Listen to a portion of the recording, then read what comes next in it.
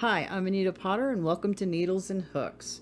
In today's episode, we are going to knit ourselves a face cloth, or you can use it as a dishcloth, whichever you want. I have plenty of knit dishcloths that I've made, and I would like to have some face cloths. So that's what I'm going to do today. If you could be so kind to pretty please like, share, and subscribe, and let's get started. The pattern for this will be available on my Gumroad page for $1. It'll help support the channel, or you can just watch and we can do this together. So for my project, I'm not really concerned with gauge right now. If you wanted to do something specific, like you wanted a specific width and height for your pattern, you would do a gauge swatch. And usually I would cast on probably about 20 stitches and then measure, go for about maybe 20 rows or so, just to and I would measure the center 2 inches of it to get kind of a rough idea of what it is. Most patterns will do it for a gauge of 4. I'm just not critical about it right now because I'm not making a garment. I'm making something so I can wash my face with. Anyway, you've got some basic supplies here. I've got 100% cotton yarn, Peaches and Cream in the colorway Black Currant. I don't know if you can see this very well. Black Currant. And a pair of scissors. I have a set of size 8 knitting needles. And because I cannot cast on loosely to save my life, and I've been knitting for like over 20 years, I have never been able to cast loosely. So that's why I have a set of size 10s. You don't have to have a set of size 10s. If you can cast loosely or practice casting loosely, go for it. I have tried, and I will do loosely a couple of stitches, and then my brain goes out the window and I do what I do normally. So that's why I have the 10s. And a tape measure, so you can measure the length. I'm not really worried about the width, but so I'm going to set this other stuff aside. And is that the center? No, that's the outside. With these, I try to find the center of the yarn, but I don't think it's possible on this. So I'm just gonna take this label off, pitch it aside, and yes, I tossed it on my floor. I'm gonna pull off a couple, and I'm gonna make a slip knot. So let me move this stuff out of the way so you can see what I'm doing. Now, how I make a slip knot is I'm left-handed, by the way, so if you want to do it right-handed, I could try doing it right-handed, but what I do is I'll put a couple of inches down from my index finger and my middle finger. I'm going to bring it from the back, wrap it over, and I'm going to tuck it under and pull it through, and then I can make my slip knot. Now, right-handed, this is going to be hilarious. Maybe I can get it. Same thing, except the index finger and middle finger on your left hand. Take it to the back, wrap it around. Maybe I can do this. And then, it's a little fiddly. Oh, did I do it? Aha, I did do it. And you can do it that way too, if you are right-handed. So I'm going to grab my size 10s. Maybe. And I'm going to show you my favorite cast on, which is the cable cast on. You could do a knitted cast on if that's what you're more comfortable with. I just like the cable cast on because it makes a nicer edge. So I'm going to insert my hook into the slip stitch, take my working yarn. Try not to knit with your tail, because then that would be sad days and you have to start over again. So do this, and I'm going to cast on 40. So insert that, wrap it around, bring it through, and put it back on the left hand needle. Now what differs from this, that's the only stitch you're going to do that way, going through like your slip stitch. Now doing this, you're going to want to go in between both of these stitches here. So you're going to insert your needle in between. If I can show it closer, in between both. And you're going to wrap it and then bring it through and then back on the hook. Hook, needle. We're knitting. I've been crocheting today, so I'm a little crochet happy. So we're going to continue to do that until we have 40 stitches. So in between both stitches, wrap it around, bring it through, and place it back on the left hand needle.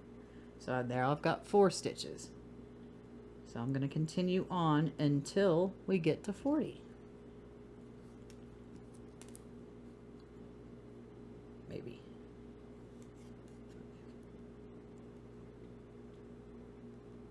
Why is this being so hard?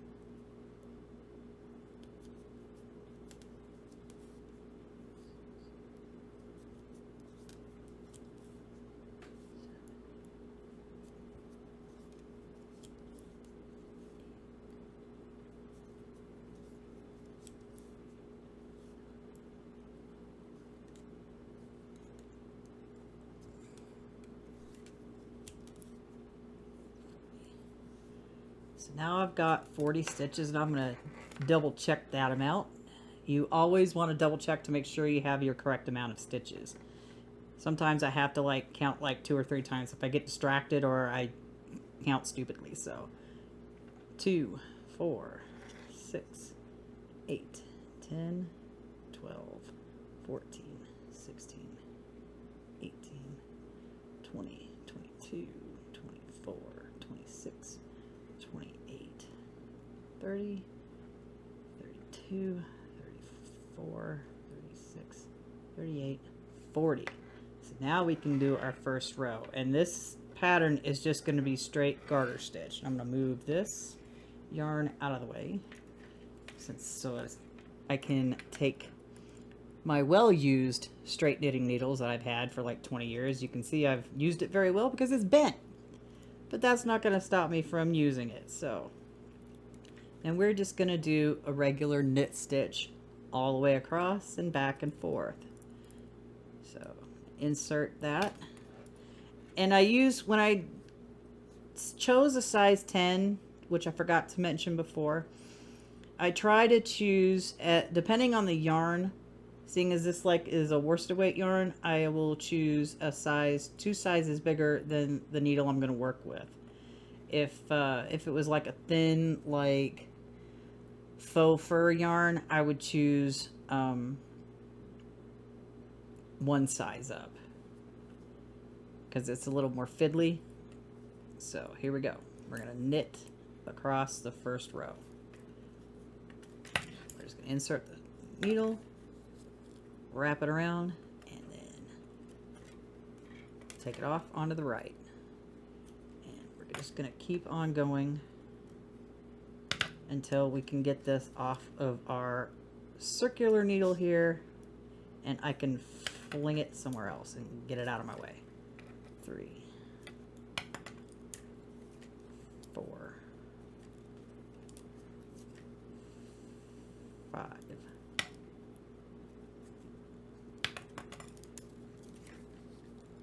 6, 7, 8, 9,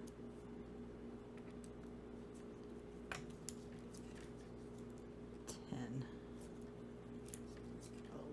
11, 12,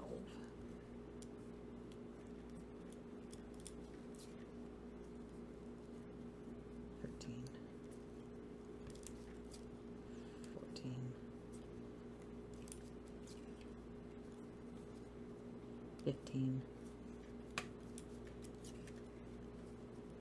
16,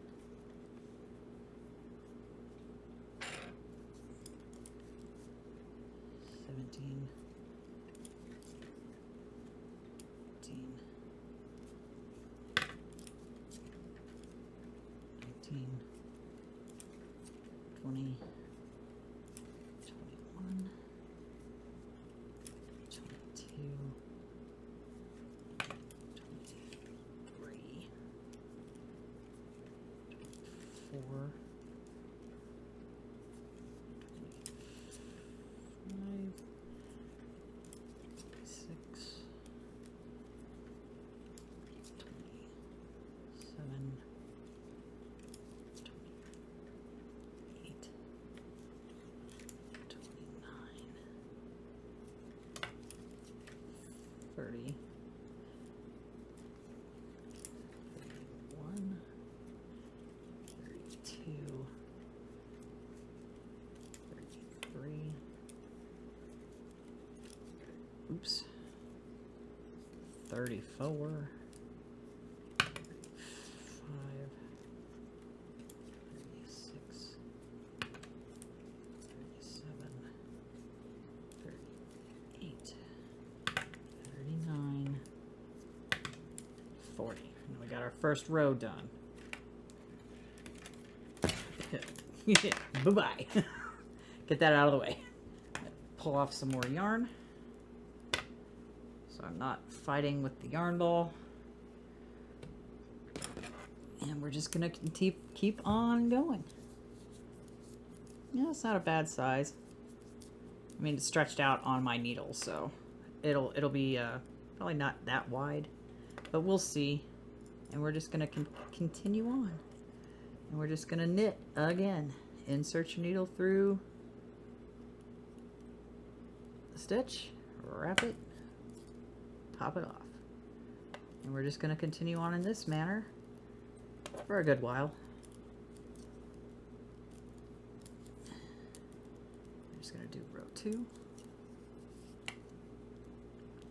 And I am still, this is the first time I'm trying to use this setup. It was a pain to try to set this up to make sure I can actually do overhead. And I was let's see, today's what, the 16th, I think. Yeah, today's June 16th. I was today years old when I found out that my web camera has a thing that you can mount it to a tripod. But my tripod is a mic stand with a little camera mount adapter threaded onto the end of it. And I was like, what? I can do this? I don't have to use my 720p camera, which is awesome because I want to do things in HD. So I will take any kind of suggestions you have. I know the lighting is not the best either. I got a tiny little like ring light right there. And I'm working with limited space in my living room. So we're just going to work this and then we'll grow together. And we're just going to continue knitting. This is going to, I don't know if this is going to be a really, no, not too bad. I was afraid it was going to be a really huge washcloth, face cloth, whatever. But it doesn't seem to be. So we're just going to keep going. And you'll also want to get yourself a yarn needle. And I forgot to bring that out at the beginning. And as soon as I get done with this row, and if I can find it on my desk, which my desk, everything gets lost on it, I will show you my favorite yarn needle for weaving in ends and sewing like blocks and stuff together. And there we go. That's row 2. Yeah, the thing is with the cable cast on, you're gonna, it's starting off garter stitch. This is what it looks like so far. So let's find my favorite yarn needle on my desk. Hopefully I can find it. Please be over here. Haha, found it. Can't remember. I want to say was by Clover, but I cannot remember. I've lost the thing. As you can see, if I set it down, it's a large eye needle with a bent tip. I was like, my hands thanked me so much because I was doing a lot of like stitching of like crocheted blocks together and weaving in ends with a straight needle. This bent needle is a wrist saver, let me tell you. So try to find one like this because you won't regret it. So we're going to continue on with our next row.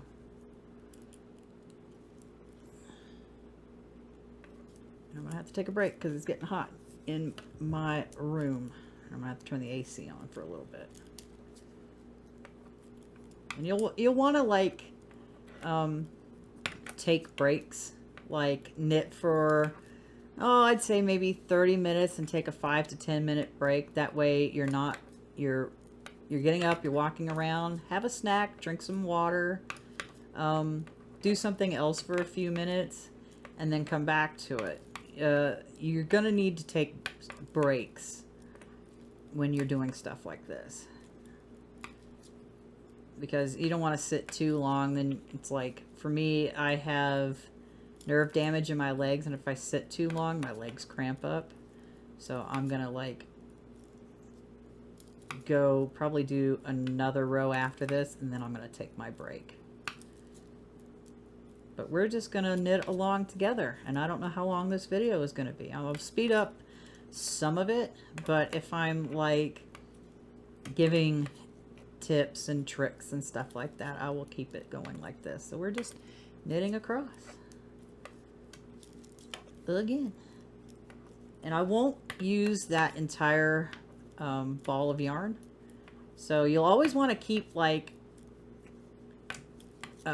all your yarns like separated, like in fiber type, because if I do enough of these, I will have enough yarn left over to make myself a little scrap yarn hand towel, which is what I have done in the past for my kitchen. I've got a lot of dishcloths that I made, and I had yarn left over. I made myself a scrap yarn hand towel, and then I started making a whole bunch of towels, and then I had yarn left over for that. And I would made another dishcloth or something. I can't remember. It was so long ago. But yeah, I'm going to do one more row, and then I'm going to pause the video and turn the AC on for about 10 minutes because it's hot. It's probably still about, oops, didn't mean to hit that. It was 94 degrees today. And even at like 9 o'clock or so, it was still like 92 degrees outside. So it's been getting like super hot in here. And I'm going to run my air conditioner for a few and take a little breaky break. Get up, walk around, recharge, and continue on. Because most people will speed through this, and you can just sit here and you can knit with me.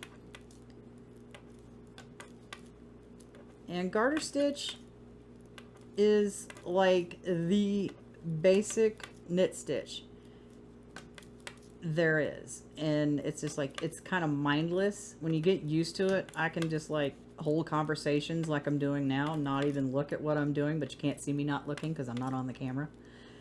But yeah, you can just sit here and just, it's mindless work, and like however long it takes you to knit, everyone's different.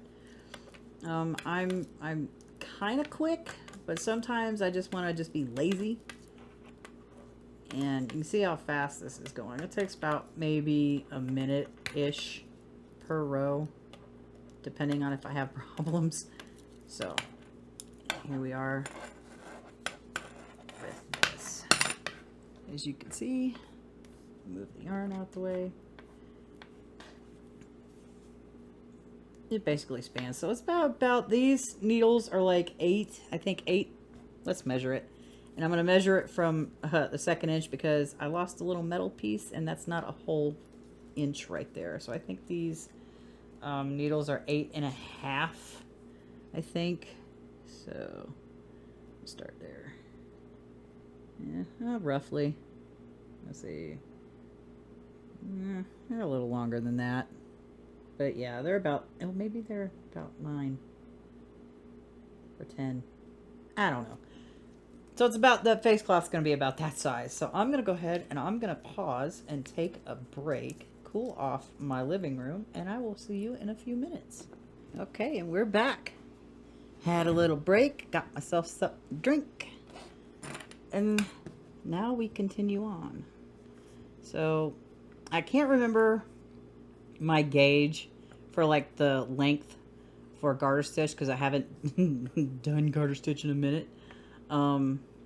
But we'll check it here after another like 4 rows or so, and I can see, roughly tell how many rows I'm gonna need for this. So let's rattle off some more yarn from our ball and continue on knitting. So I've been knitting for over 20 years now. I had started like before my first child was born. She's 23 now, and I just could not get the handle on purling. The book I bought really did not show me what I was doing or how to really do it. So I like said, screw this, and I put it down and went back to crocheting. About 2 years later, after like my daughter was like 2 years old, I started picking it up again. So the first project I made was a little scarf, and the second project I made was a sweater for my daughter. So, and yeah, it had issues. It was not fun.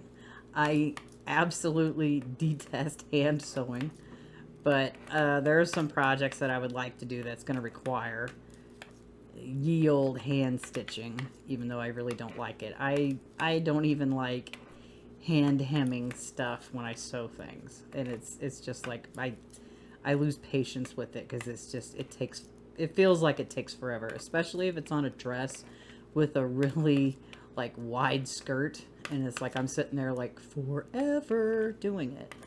But I don't like using the not hem tape. It's like a sewless hemming something or other. You just iron it and poof, there it is. I don't like that. But I guess most of the time I'll just take the sewing machine and I'll stitch around the whole damn skirt and be done with it quickly. And it does not give me a good edge. I wish I had a serger. And we're going to turn. Now, I'm going to show you a tip, which I probably should have done. Okay. You always want to make sure that your working yarn is in the front. Because if it's in the back, like watch this part here, it goes back, you'll end up adding a stitch if you're not paying attention. Because you see we have 40 and I just added one, so there's 41. So make sure your yarn is in front. That way you will not add an extra stitch to your work. So here we go. And by the way, let me know what your first knitting project was in the comments below. And if this is your first knitting project, let me know that too. Because this is just super simple. And if you're new to knitting, go slow and you have to pay attention. You know, it's like you want to do all these things. I know like the end all of what everybody wants to learn how to do is make a sweater for themselves or their loved one or whatever. You gotta like do the easy projects first before tackling something like that. And I just wish my needles were not hitting my desk making a racket. If I could have pulled out some circular needles for this, but I didn't want to. So we're just continuing on with knitting.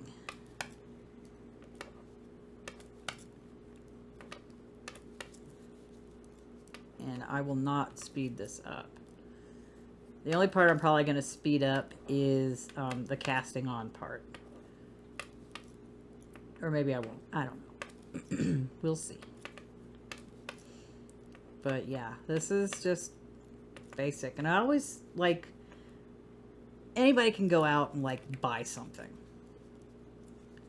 And it's like, I'd rather make something in a color that I like instead of settling for like a color or a pattern of something that you can buy at the store. That's just me though. It's like I'm surrounded by like a lot of projects. Like I've got 1, 2, 3. Let me think here. Got 1, 2 knitting no, 3 knitting projects. One's over there on the other side of the room. I've got 1 crochet project, 2 crochet projects, and I have a knit and crochet project that I'm working on. And maybe one of the, I'll do an episode where I show off what I'm working on. So look at that, and I'll go 2 more rows. And here's another thing. If you want to find out if you're on like the right side or the wrong side, the tail is on the left, you're on the right side. If it's on the right, you're on the wrong side. Or if you just don't care, that's fine too. But some patterns will have a right side and a wrong side. This one is a reversible pattern, except like the casting on right here is basically more like a knit stitch than say a garter stitch. So that's why that looks like that. And you can see, you can tell now more that it's more like a controlled edge. I might like oh, what's the word I'm looking for?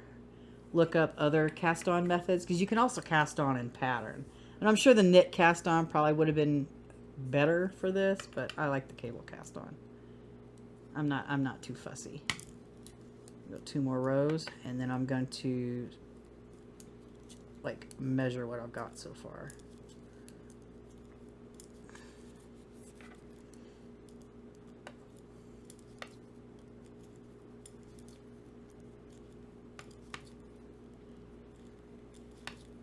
And also let me know in the comments below if you think I should make a Discord too. because I can do that. That's that would be no problem. So we're just going to continue knitting.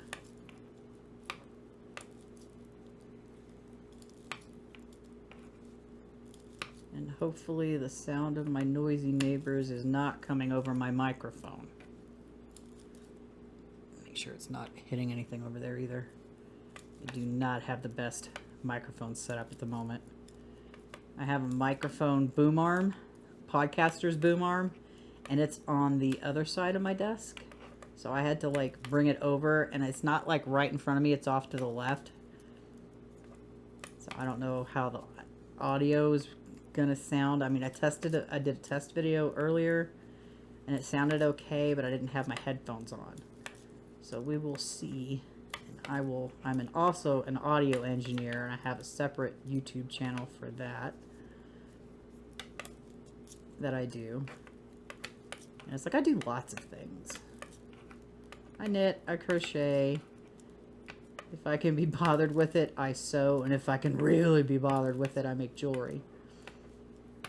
But I also do like paper crafts. I take either newspaper or magazine papers, and I've made jewelry before with that, but I haven't really completed one. I have the little paper beads.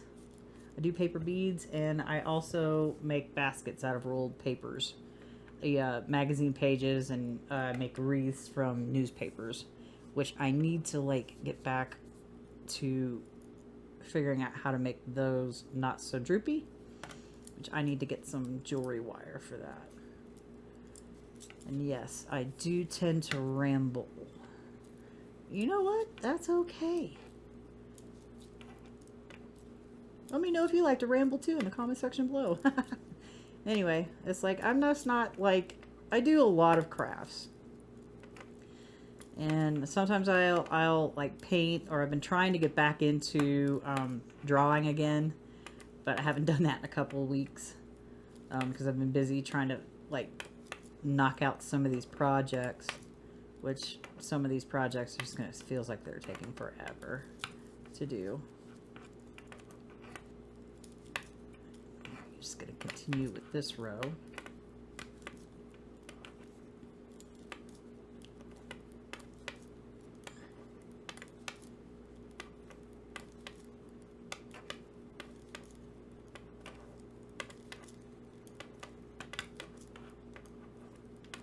Starting to get hot in here again.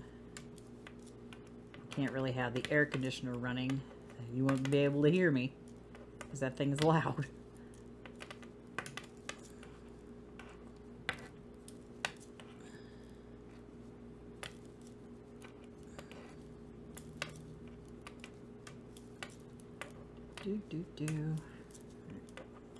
This row, and then I will start measuring the length. Yeah, it's not a bad size. Okay. So far, that looks to be maybe 1.5 inches, if that. And again, I can't use the that one. So the way I measure it, I don't measure it from like right there where the knitting needle is. I do it from where the row is. So yeah, not quite 1.5 inches.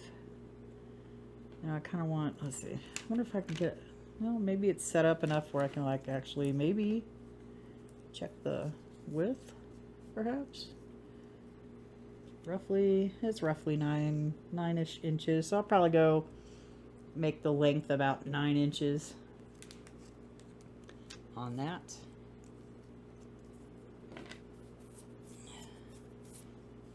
And let's see, so let me see something.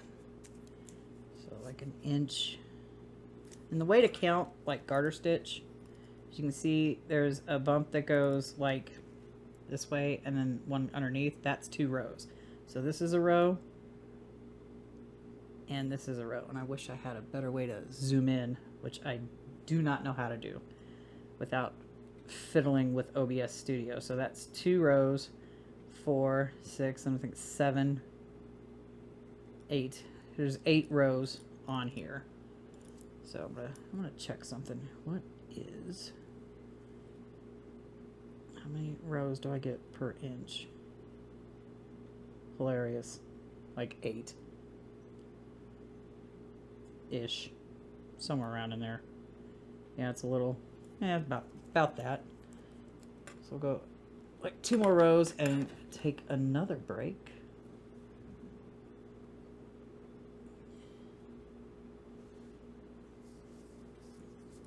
And we're going to try to finish this in one sitting. Much to the chagrin of everybody watching. You could always fast forward, or if you're knitting along, you can just keep it going, run it, knit it along with me.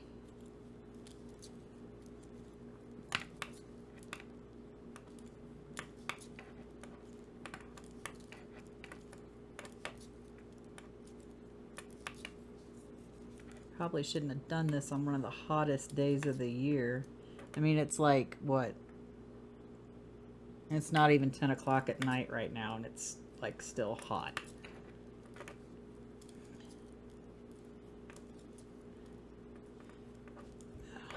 I always have to double check to see what exactly I'm doing here on the screen.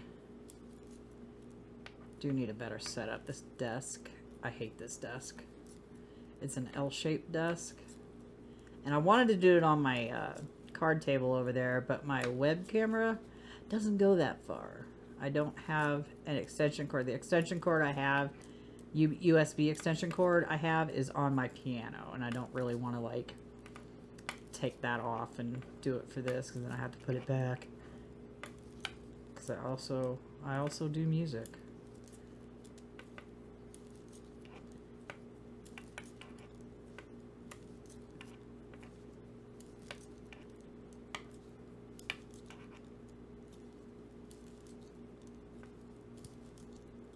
And usually when I like end these projects, when I get to the length I want, I'll make sure I'm on the right side, and then I'll bind off on the right side.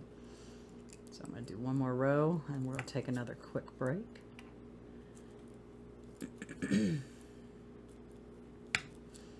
No, I just hate this desk. It makes me feel like I'm in a cubicle, and it's like kind of confining, especially where I have it placed in my living room.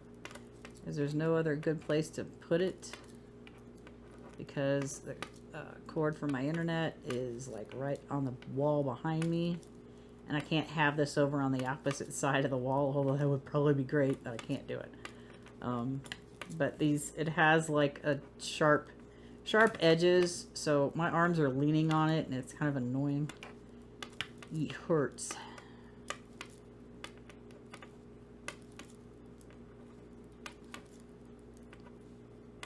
Yeah, and also when you get through this video, I'm not sure how long this is going to be. Maybe an hour, maybe 2 hours. I don't know. Let me know in the comment section if you like the long form videos, or if you want me to speed up certain aspects. Because, I mean, I could just go on like this forever, rattling on about silly stuff, or knitting stuff, crocheting stuff, crafty things. Okay, so we are back on the right side, and we're going to take another little break. Probably wouldn't have to take so many breaks if it wasn't so hot in here. I'll be right back. Okay, break over. Let's try to get more of this done. I'm going to try to get at least half of it before we take our next break. So I'm gonna go keep on knitting.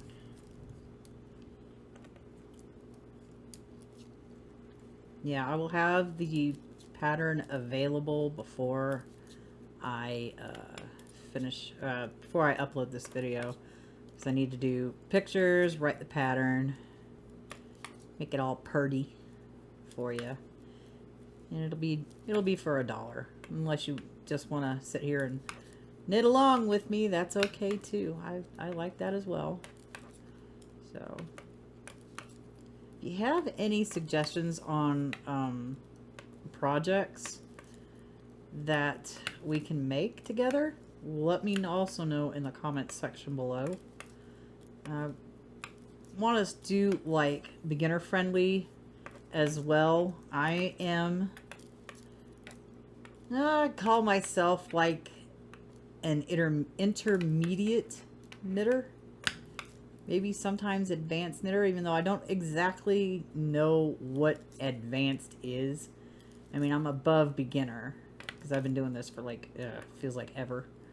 So, and I'm just gonna be speedy. I really wish I had some kind of cushion to put on this desk. That's another thing. That's why I'm having to take a lot of breaks. Other than it gets hot in here, is the edge of this desk is hurting my arms. This is basically like the speed I knit at. And then just turn. If I only had a cushion, but I don't.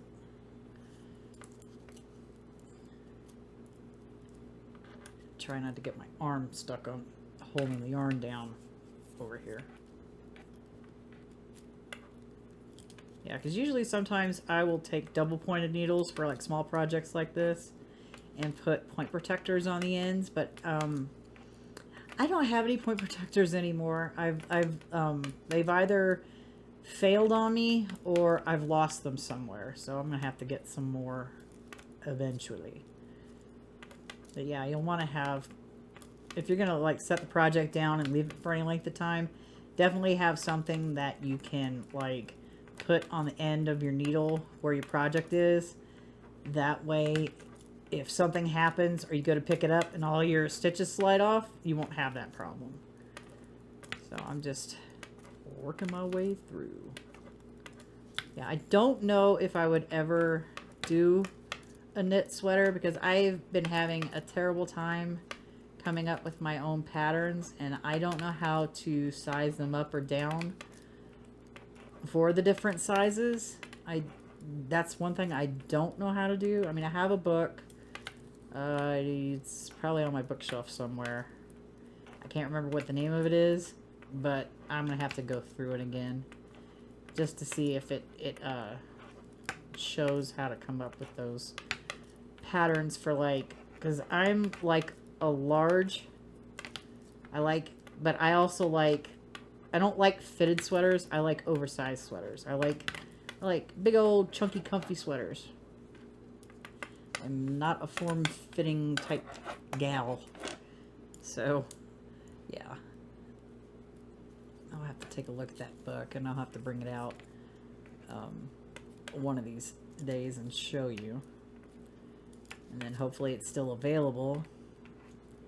And I don't have like affiliate links. I'm not affiliated with anybody yet. I can't say I won't in the future, but as far as right now, this is the first video I'm doing for my channel. So we're just gonna keep on knitting.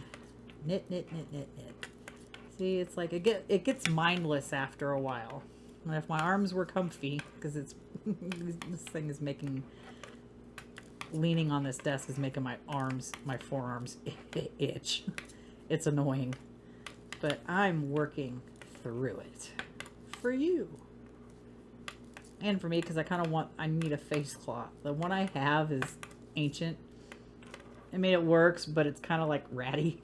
It was ratty to begin with. We bought like a whole bunch of them for like, I don't even remember. It might have been like 20 these little ratty washcloths for like $5 or something like that at Walmart a billion years ago.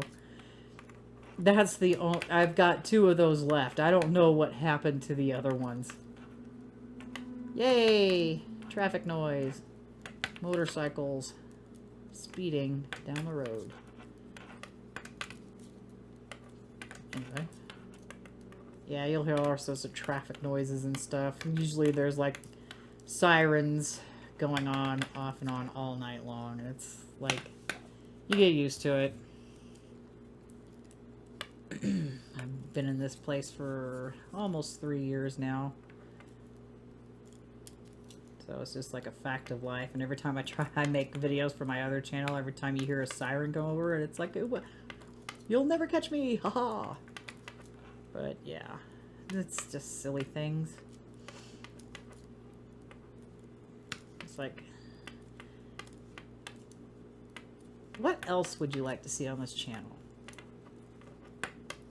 Like, because I've got, like, I do have, like, I don't know,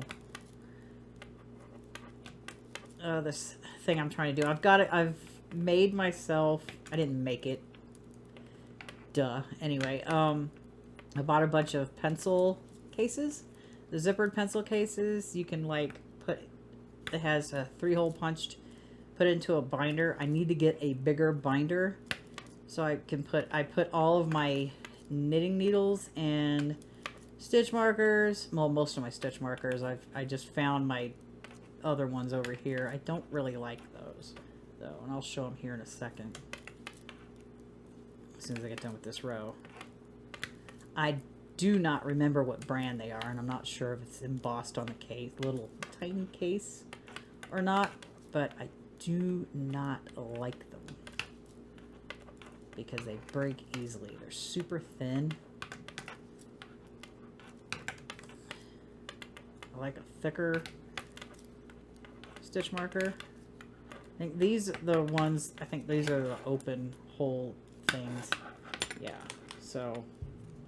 Oh, hey, look, there's a point protector in there. Cute. Is there a name on this? No, I have no idea what brand this was. Oh my god, a ring! That's not what I wanted. Yeah, these aren't the open ones. These are, like, super thin. And I was working on a project and it broke. And it was like, I needed it. So I couldn't figure out where my stitches were. And like this is like, I think it's fuzzies and dust and dirty. Point protectors. Let's see. And then you just, I don't know if this is one that's failed or what, but yeah. Goes on the end, and I'll usually, like, we'll put some of these on like a set of double pointed needles so I don't have to use the big long ones. But yeah, these I do not recommend. There's one down here though. These are so much better, but they're like huge. That's fine though, unless you're working on something really tiny like sock yarn and you need one, but I need, those ones are kind of crap. Even this one down here, the split ring stitch marker, I've broken those too. No bueno. So let me throw all these back in here. Oh hey, I have 2 of these. Throw everything back in here, maybe. Got it out of there, you need to put it back away. So put that in there and ring. Maybe it'll close. Maybe it won't. It's not gonna close. Anyway, I'll fix that later. Back to knitting. Yeah, I don't recommend those really, really, really, really thin stitch markers. They break. And it's like, I just found those in my desk when I went through and cleaned it out. I'm like, yeah, I don't like these. And I haven't used them since. Because I needed a stitch marker in the middle, and it was I was working with some sock yarn, and it broke. I was like, not happy. But yeah, we're just gonna continue on. We can knit. I think, because usually in summer, you'll want to start knitting for winter. So we will make some scarves and hats. I am not that great. I've only ever knit a pair of gloves once, and I was not happy with them. They turned out terribly. But maybe we can do some mittens. Maybe.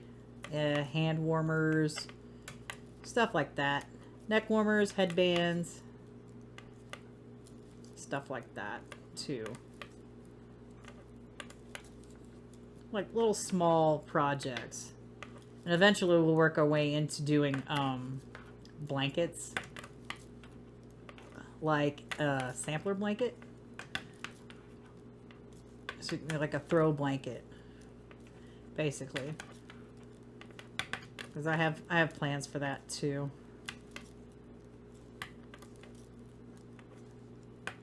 And we won't just do knit stitches. We'll do some purls. We'll do some pattern stitches and stuff. We'll even get into cabling down the way. But I didn't feel like cabling. Cabling requires a lot of concentration. If you've never done it before, woo! Take your time with it. Because, oh my goodness. And heaven forbid you drop a stitch. Because I've done that. And then I thought I got it back on the hook. I got crochet on the brain. Got it back on the needle properly, but the stitch was twisted and you could see it. Which was not cool. But that's fine. That's okay. It was a sweater for me. Now, if I was making a sweater for somebody else, then I would have to go back and like completely fix it. Make sure it's correct before going on. I just didn't take the time to make sure that my stitch was not twisted. But it really sucks when you drop a stitch when you're cabling. Now, dropping a knit stitch and then picking it up, I will go over how to do that in another video. It's not difficult. You will need to have a crochet hook. That's the easiest way to like pick it back up. And I will show you how to do that in an upcoming video. But yeah, we're just going to continue on with our knit parade here. Ugh, wish it wasn't getting so hot again. I could go much longer if it wasn't so hot in here.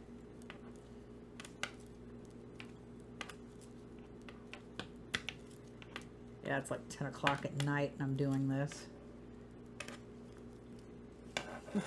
See, we're getting some good length now.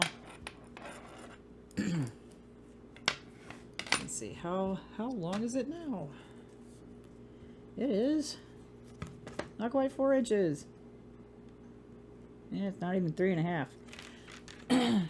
That's fine. I don't care. I like to sit in it.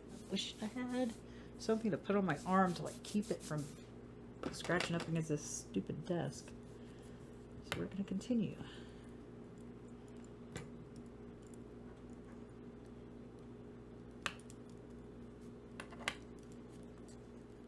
And usually, where did I throw the yarn label?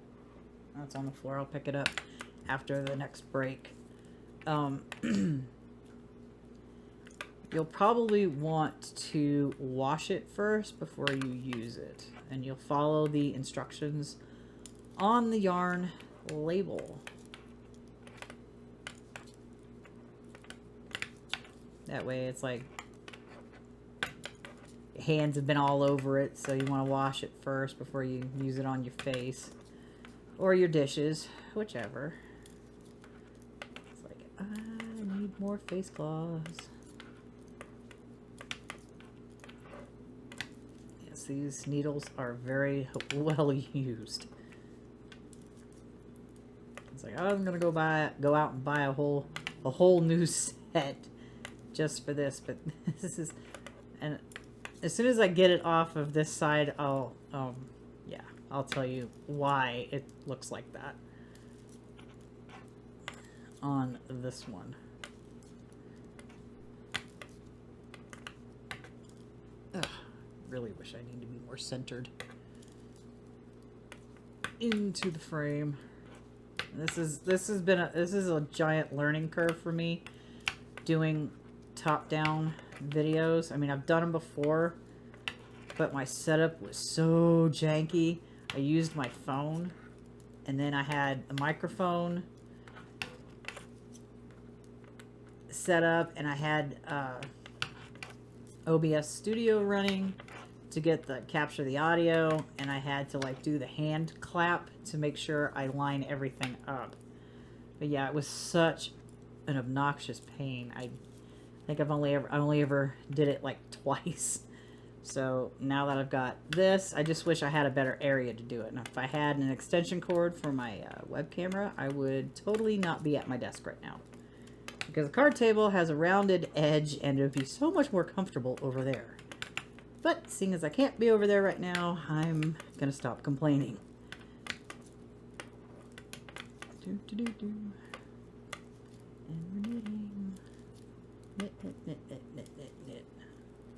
So I'm going to try to get like make it 9 inches long.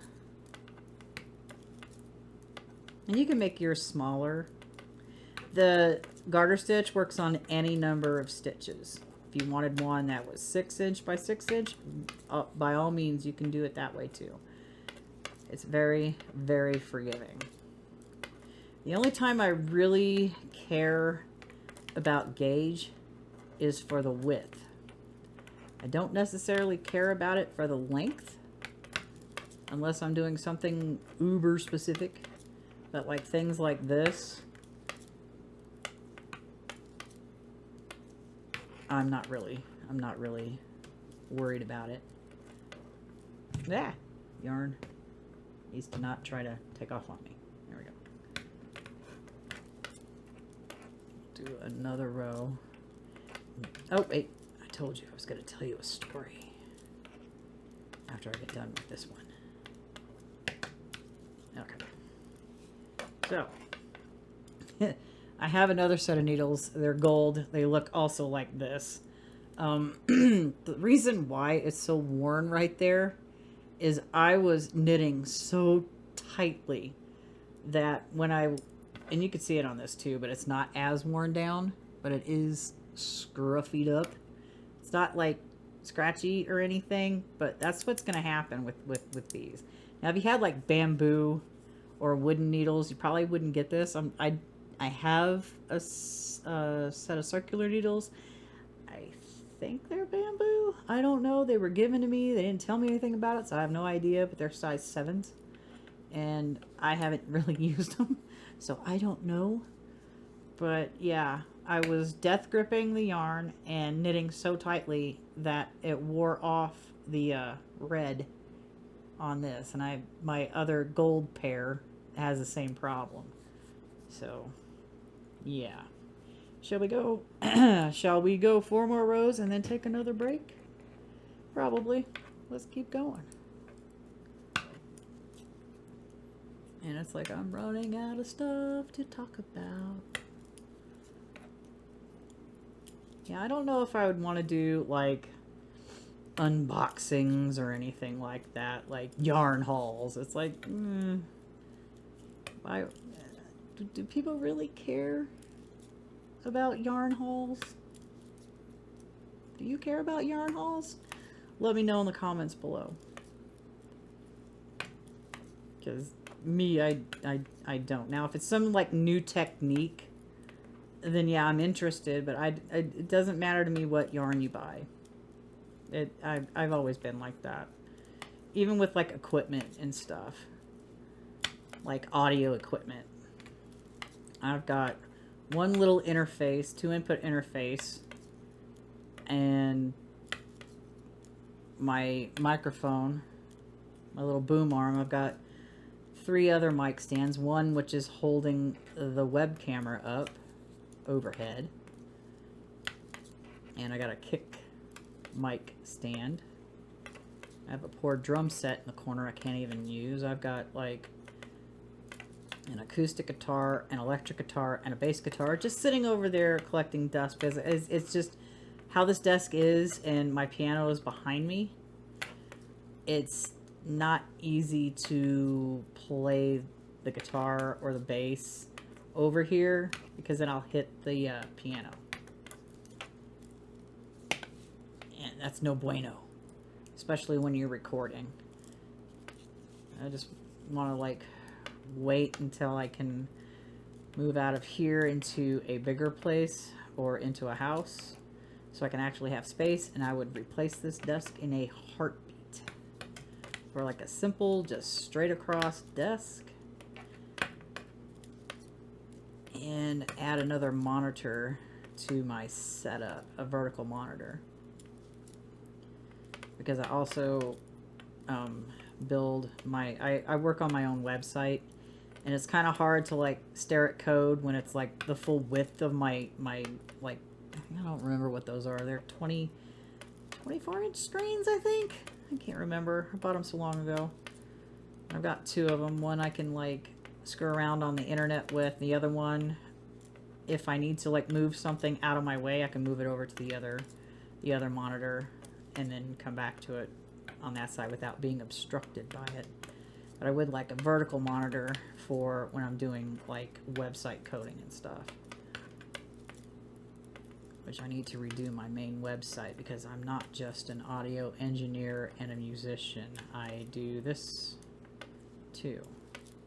And I want to be able to showcase it all on one website instead of having several different sites. I also do graphics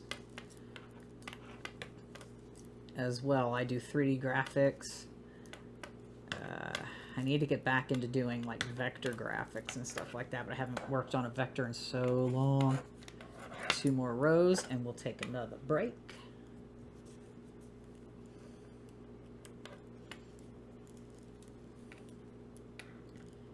It's like, what other hobbies do you guys have?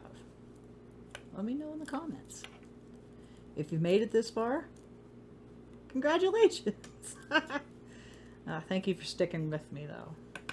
We're just gonna continue knit. Yeah, the knit stitch, it goes quicker.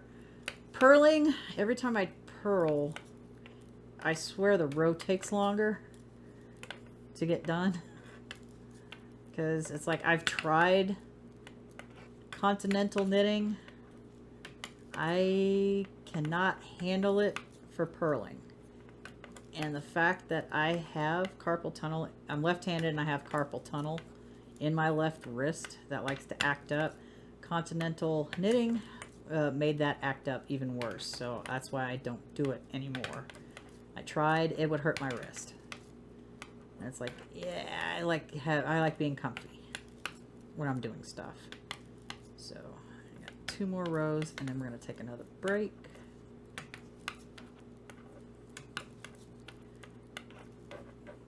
My yarn would stop getting hooked on my desk. The sounds of the needles hitting my desk. So much fun. Yeah, I do 3D graphics too. And I'm gonna be trying to find some time to work on a short animated film also. Because that's the one thing I would love to do, is make a short 3D shush phone, a short 3D animated film, and like do film festivals with it. So I'm gonna do 1 more row and we're gonna take a break. Because I think it's been about 30 minutes since we had one. This is gonna be a really long video, which is okay. And feel free to rattle on in the comments below, just like I'm doing in this video. Move this out from under my arm here. Yeah, hopefully next time when I do another video, I will have the extension for the web camera, and then I can use my better microphone that's over there, instead of being trapped over here in the cubicle of doom, which is what I'm in right now. Yeah, it almost could reach, but where it's at right now on my desk is as far as it goes. And if I could just get it like a 6 to 8 foot extension cord for it, even better. I could be more comfortable. Because you don't want to be uncomfortable when you're trying to make stuff. I like being comfortable. Like anybody likes to be comfortable. I just wish I had a better chair too. This chair sucks. Anyway. Alright. We're coming to the end of this row, and we're going to take a nice break for about 10 minutes and then get back to it. You take a break as well. Drink water, get a snack, stretch, walk around a little bit. Yes, it's coming along nicely, and I will see you in a few minutes. Right, we had our break. I told you I'd pick up the label again. You can, I don't know how well this is, oops, gonna show up the washing instructions, and I'm gonna have to find what all these mean. I'm pretty sure they, yeah, no ironing. I don't know what that is. It's been a minute since I've like looked at like the diagram for those, but so far this wants you to use a size 7 needle. I'm using a size 8 and a crochet hook size H, which doesn't make any sense because size 8 knitting needles and crochet H, US H, are the same size. So this doesn't make any sense to me, but whatever. It's a medium weight for, it's a worsted weight cotton, full 100% cotton yarn. So fling that back away again. Now one thing I didn't show you is how to count the stitches in garter stitch. One of these days I'll get an actual real camera to do this with. So I try to line it up with like the top of the row, and we're gonna go to there. So basically, if I can get it lined up perfectly, I mean there are like gauge rulers. I have one, but it's broken, so we're just going to start here, and I'm just going to count to 3. So that's 1, 2, 3, 4, 5. So about 4.5, because it's like right in the middle of this. 4.5 stitches I get per inch. So let me check this now, since it's a little further away from my needle. Let's look at it. Oh, well, it's about 10 inches. A little over 10 inches. Groovy. That's fine. I am not particular. I mean, I could like sit here and freak out about it, but I'm not going to. It's a nice wide washcloth. And we'll probably make it 10 inches long too. Hang on here, let me get some more yarn off of here, and sirens are going in the background. I didn't do it! You'll never catch me! Ha ha ha! See? Perfect opportunity. So, we're gonna continue knitting as we do, and this video is already over an hour, which that's fine. We are grooving along. It's just after 10. Well, let's say 33. Yeah, it's at 10:33 at night. I don't have to work tomorrow, so I'm gonna just continue going on until this is done. And I'm hoping it'll be done before midnight.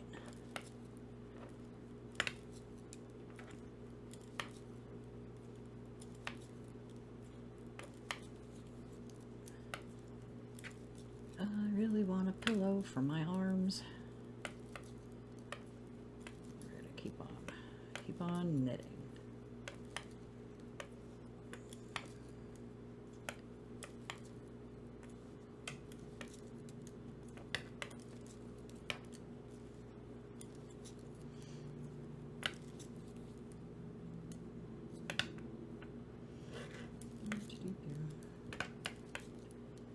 I'm not sure how much of the outside noise traffic is coming over the microphone.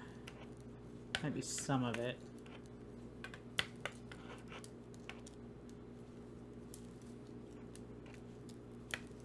I'm gonna have to get a towel for my arms to rest on.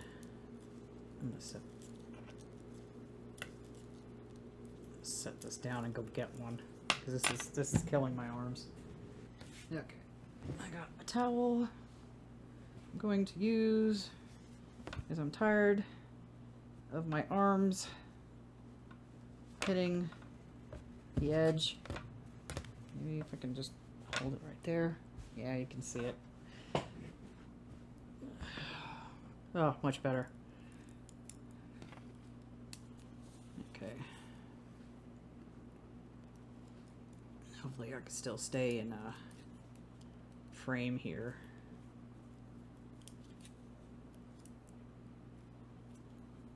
Yeah, like I said earlier, I'm gonna get an extension cord for my web camera so I can be in a little more comfortable spot and I won't need to have this right there. So I'm just gonna knit. At least my arms aren't scratching on the desk anymore, because that was annoying.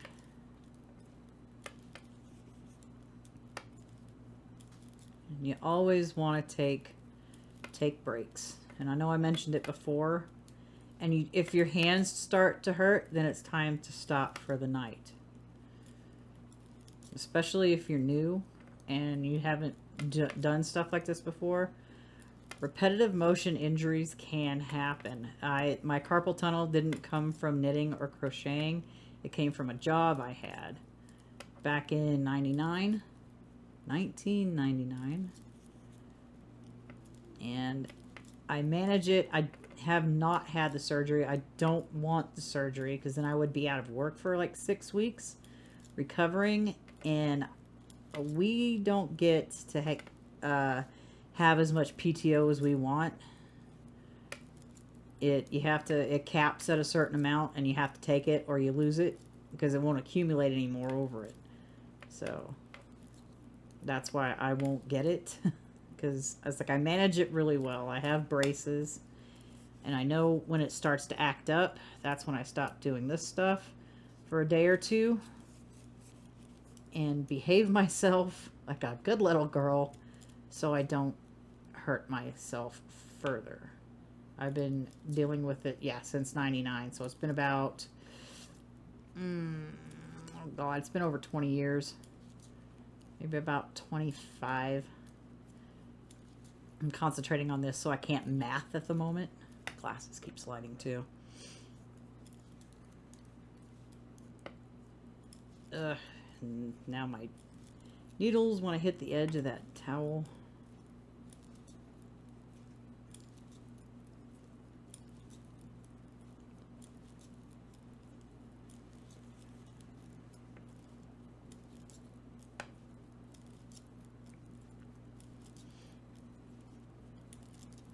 And you can always add this video to your watch later and then come back to it. It should hold like where you were at last. Some more yarn.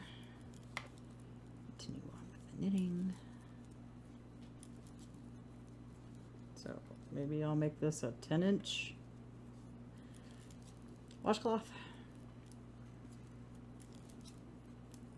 Which that's fine. I should have enough yarn for that. Now if I was crocheting it, that might be a different story, but it also would not take as long as knitting does. Because I'll probably end up using a size I hook for that anyway. Because I don't like stiff washcloths. That's why I don't use a smaller size needle. I mean, not like a 7 would make it really small and hard to manage, but I wanted a little more flowy, so I chose a size 8.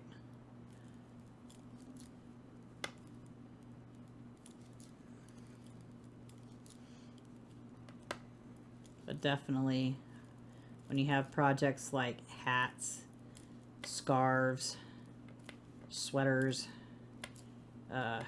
gloves, mittens, stuff like that, things that you wear, you definitely need to do a gauge swatch. And most patterns will either tell you to make your gauge swatch in stockinette stitch or the gauge swatch in the pattern, in a pattern that the your project is in. If the bottom of my needle would stop hitting this towel and getting caught.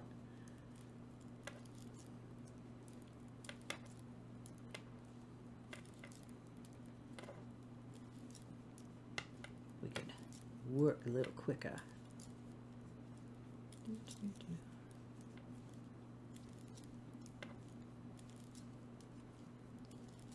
Yeah, it's like, I mean, you don't have to like completely like sit and do it all in one go like I'm doing right now, because I want to get this done because I'm doing laundry tomorrow, and I want to wash it and then I can have it to use.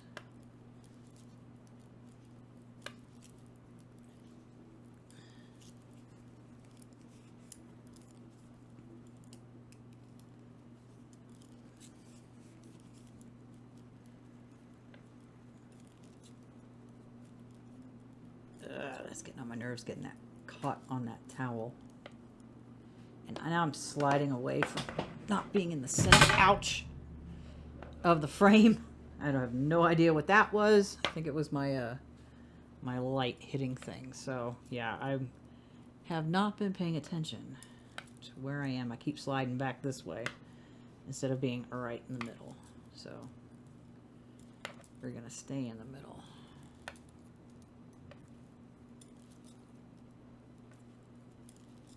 Of course, if I had a lav mic, that would be nice, but I don't.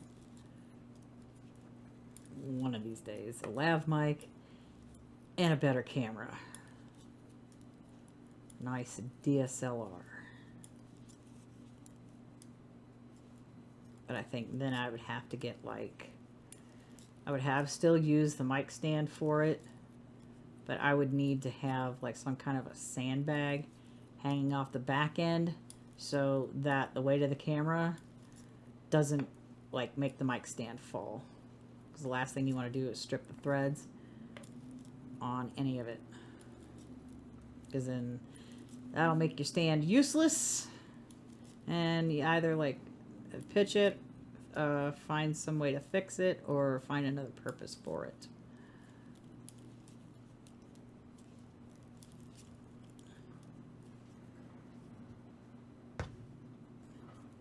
What? Outside noises at 10 o'clock at night.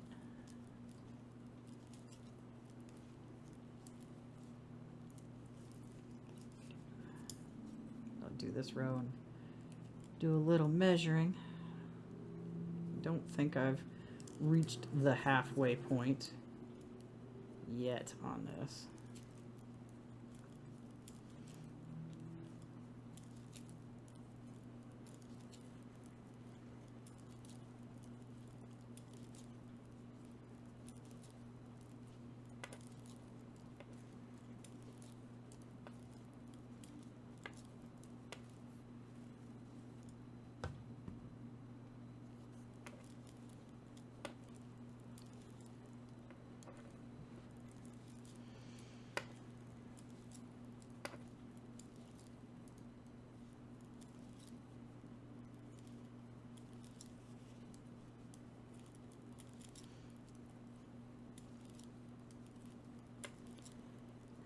Awkward silence as we're knitting. I probably won't add background music to this, because sometimes if you choose, I've watched a lot of videos where they choose background music, and half the time it's either really annoying or it's fine, but it's just so loud you can't hear what the person's saying, which is not good. That makes me click off a video like super fast and find a different one to watch. Okay, let's put this down and measure again. Again, I'm not using the first inch. Now we are at 5. So we got, let me double check to make sure the length is what we were seeing earlier. It might have been, what? Okay. All right, so okay, so it's 9.5. I don't know where I was getting 10 from. I think it might have been stretched out. So 9.5. So we will go 9.5.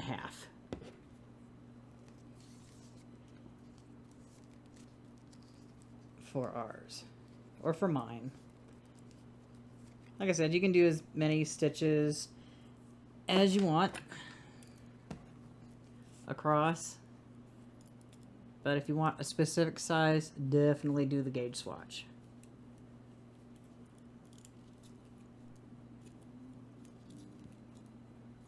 And every knitter is different. Gauges are just approximations. You could be a really loose knitter or a really tight knitter, so your gauge probably won't match what it says in the pattern. So you would have to either go up or go down a needle size to get that gauge, or change yarns. It's like completely up to you. It's just for this, you need 100% cotton yarn or a cotton blend. I wouldn't do cotton and acrylic.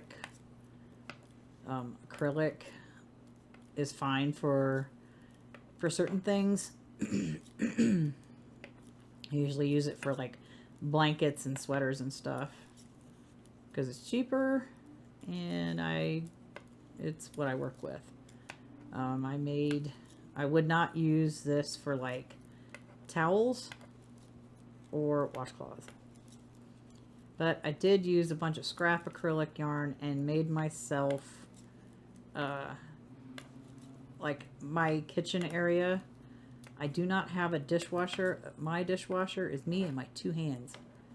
So, and I find dish drainers, or whatever the heck they're called, to be inconvenient. They're not one size fits all stuff, because everybody's dishes are different. We all don't have the same standard dishes and cups and stuff.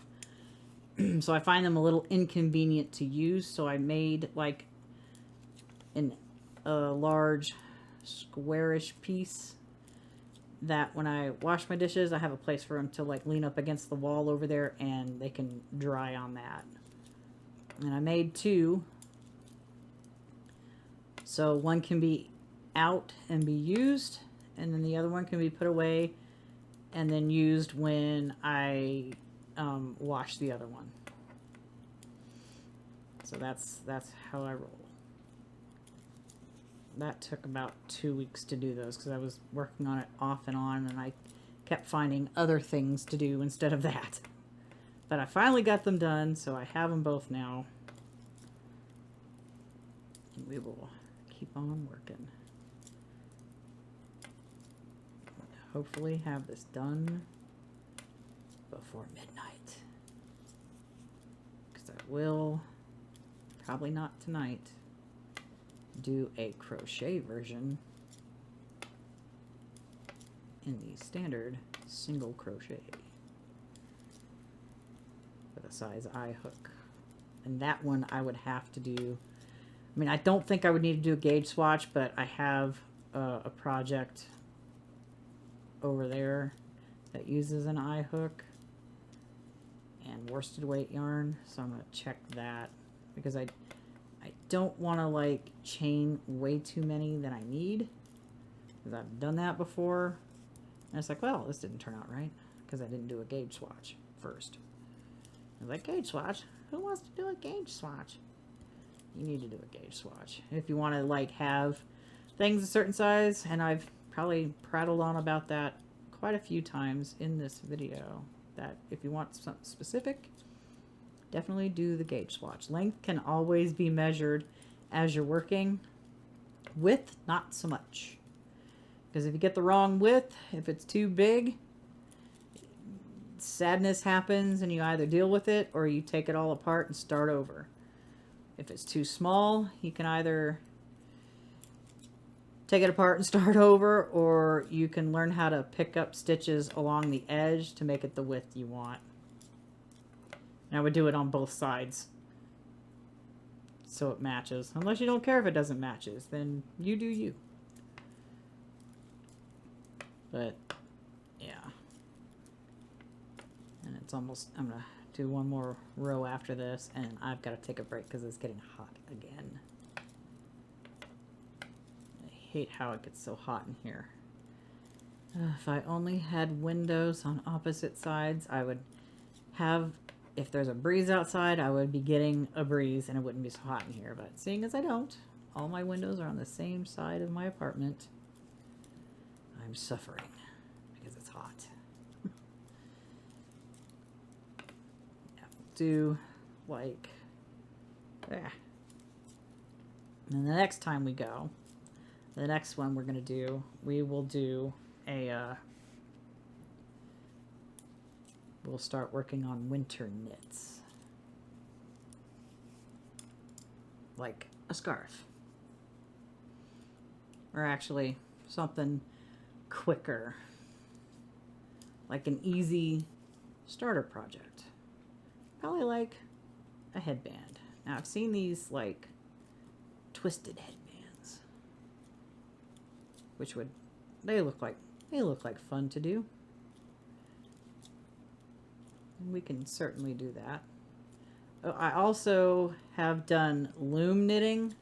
So if you, I've got like these plastic looms over there. I do not have a sock loom at all. That I just don't. Those I knit on teeny tiny needles. And they take forever. Especially with the sock yarn. Now slippers, I can just use these needles. And it wouldn't take as long. Or if you double up the yarn, you can use a bigger size needle and have at it. And it would be even quicker. And we can do that too. Because who doesn't want a nice comfy slipper? Or something to put on your feet to keep them warm. Especially if you don't want to put like your regular socks and shoes on. Because I like comfy slippers. I don't have any more. Well, no, I take that back. I do have one, but I need to find them. And we're going to go ahead and set our work down. And take a breaky break. So I can cool off. But it's coming along nicely. We're getting there.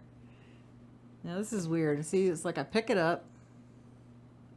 My desk is gray, but when I see, yeah, I don't understand this. Why I don't have settings for this camera.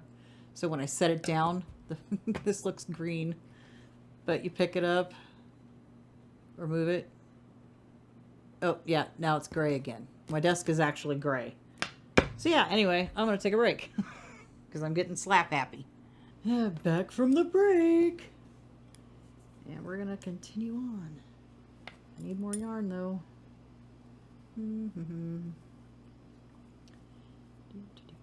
Rattle off some yarn. There we go. Now I can continue on with this project. Yeah, we'll make a headband on the next one. A twisted headband. Which will be fun because, I mean, I have headbands, but the way I made them, they don't really fit me all that well. So, if I can get that one to work right, that would be fantastic. Because sometimes I don't want to wear hats. I just would rather have my ears covered. I don't like my ears being cold. I don't like cold wind blowing through my ears because it gives me an earache. And then I get to have something super cute to wear.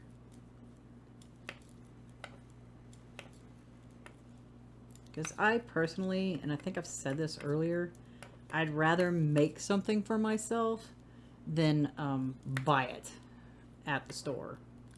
Unless it's something I can't make myself. I mean, I won't buy a sweater unless it's an awesome sweater. I usually tend to make those myself, and I do have, I think, 2 or 3 that I made, but it's been like a really long time since I've actually made a sweater. And I've got so many scarves. Oh my god, I've got way too many scarves. And I usually just wear the one all winter long. I mean, I did the thing where I'd wear one week and then I'd go to another one and rinse, lather, repeat. I don't even know how many scarves I have. It's got to be at least 10 or 12 scarves. Might even be more than that. I'm not sure. They're hanging up in my closet on coat hangers.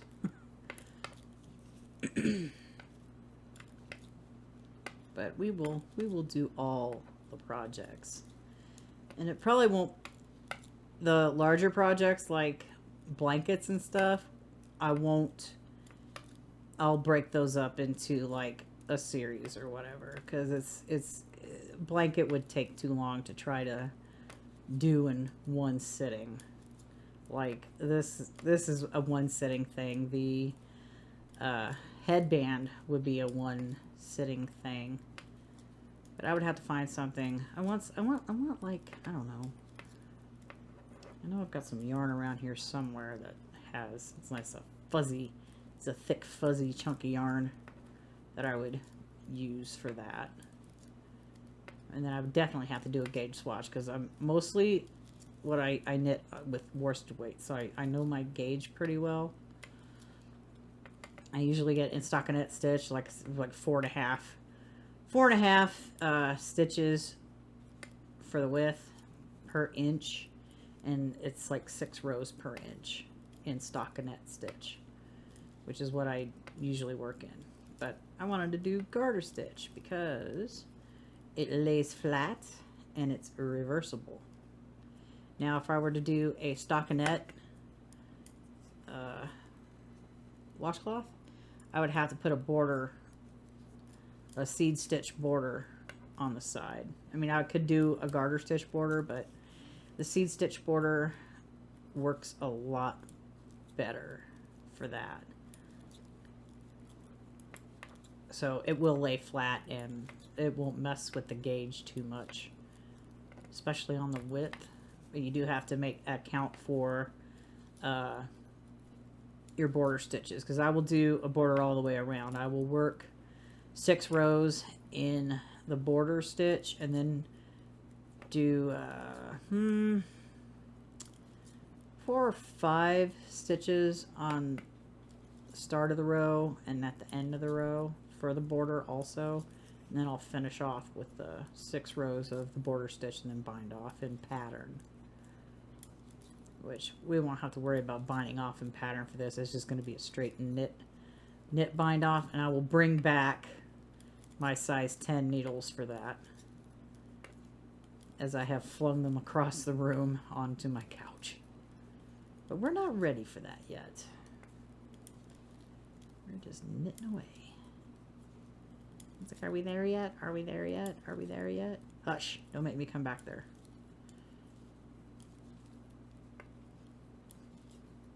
And I don't know if I would ever, seeing as things can sometimes get noisy around here, especially with the neighbors and the outside noise, sirens and people with loud vehicles and motorcycles and stuff would make it a little difficult to go live unless I had a better setup. I will be working towards a better setup. As this channel grows, I definitely would need a better setup. I'd also like to be in a different place right about now, but seeing as I can't do anything about that at the moment, I'm stuck in this tiny little apartment, knitting away and blathering on about silly things. Or not so silly things. Pertinent things. So yeah, if you have any suggestions for any kind of like patterns or whatever, don't say sweaters. I'm not ready for that yet. But maybe we can like make it to where you can make a sweater for yourself without without a big old pattern that has like all the sizes and parentheses and stuff, because I always have a hard time with those. It's like, I know me, I know if I buy, like, if I make a sweater for myself and it's just worsted weight yarn, I would buy 4 Fartmobile 7-ounce skeins, or I can get like maybe two of the big old jumbo skeins or pound skeins of yarn to do that with, and I wouldn't have to worry about anything. Darn it. It keeps hitting the thing. There I go again, not being up close enough. My knees keep hitting my file cabinet. Go across this row and we'll measure again. Can't see, has it have gotten any like longer yet.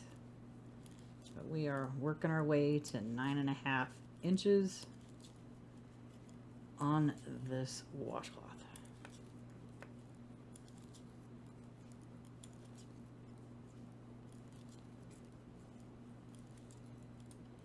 And if you've made it this far, thanks for sticking with me. And I hope you're working on your knit washcloth or dishcloth or whatever cloth you're making with me. So we are working through. It's like I would rather sit here and teach how to do things than sit there and go, oh look, I'm gonna do this and then I'm not gonna tell you how. Because I've seen those videos too. It's like, why did I watch this? I'm not learning anything. You didn't impart any tips or tricks. It's just you showing off. More yarn. Need more yarn. Give me.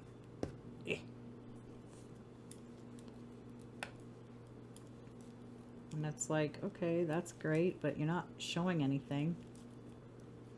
I'm showing, or at least attempting it, and screwing up in the process. This is my first video like this. Oh, I gotta go one more, and then we'll measure. So if I had a better setup, it'd probably look a lot better. But until I can get that awesome camera I would like, nothing too fancy, just like a normal DSLR and not a web camera. But with those, I'm not sure, because I know I have a smaller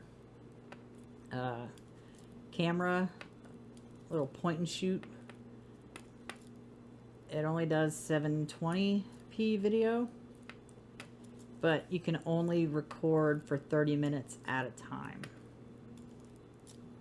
And then it'll just shut off. I mean, I think it saves your file, but it will shut off. I never got it to that point where 30 minutes and then poof, done. But, yeah. I would have to set timers for that. And I'd have to look up cameras that you can use as basically like a secondary camera, like a web camera source. But I would have more control over it with like zooming and framing up better, because the way the setup is, I should really take a picture of it. It's hilarious.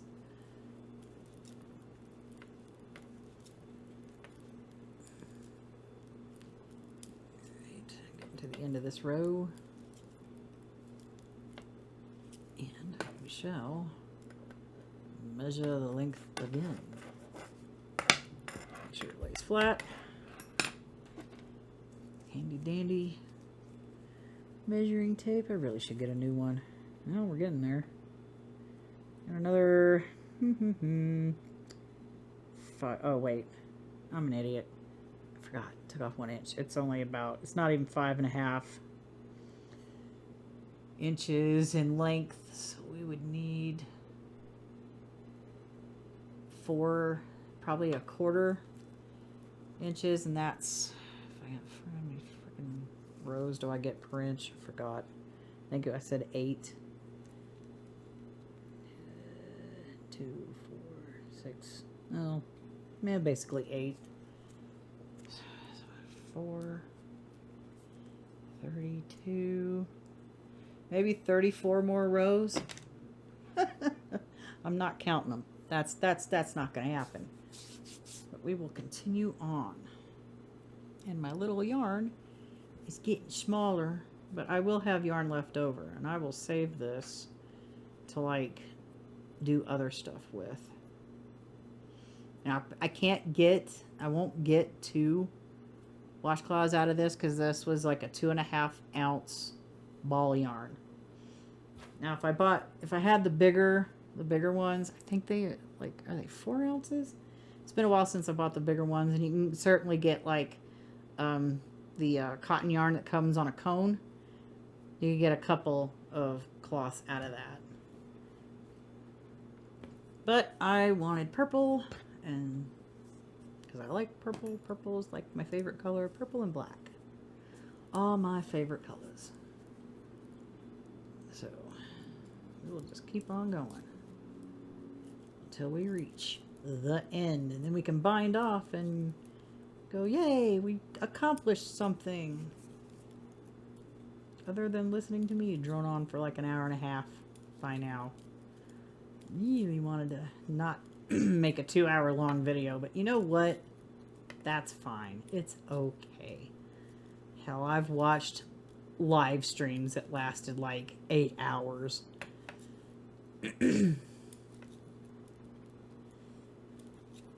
which is fine. It happens. I do it almost weekly. Well, usually just like on my weekends off, Sunday and like Monday, I'll watch live streams on like storm chasing and stuff. And here I go again, not being in the center.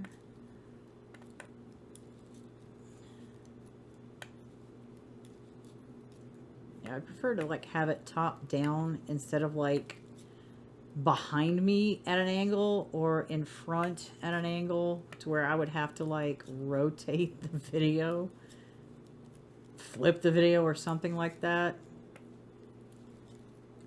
But yeah, this is my learning curve right here. Making these as decent as possible. I probably could have, like, I don't know, aimed this like more closer, had this more closer to me and have it aiming that way, but then you would see my fake couch over there. And by fake couch, I mean 5-gallon buckets filled with, I have no idea anymore, and a twin mattress. That's my fake couch. It's not a full couch. It's a fake couch that does the job. Because I am not buying an actual couch and hoofing that sucker up 3 flights of stairs. No thank you, I'm good. But we are going to continue with our knitting.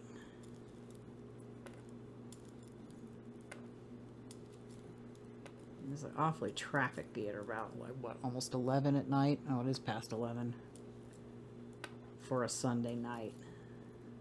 They must not have to work tomorrow. I don't work tomorrow. Haha. So I'm doing this tonight, and then I'm doing my audio videos tomorrow, hopefully.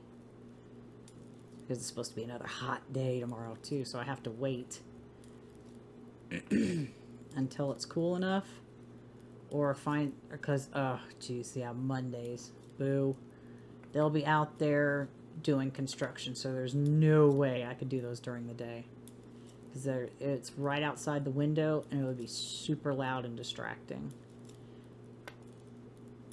Which, if I were to ever do live streams, I'd have to do it, like, late at night. And the only thing we'd have to worry about is traffic noise. Like what I've got going on right now, because I live on a busy street. And it's like, during peak hours, it's super busy out there.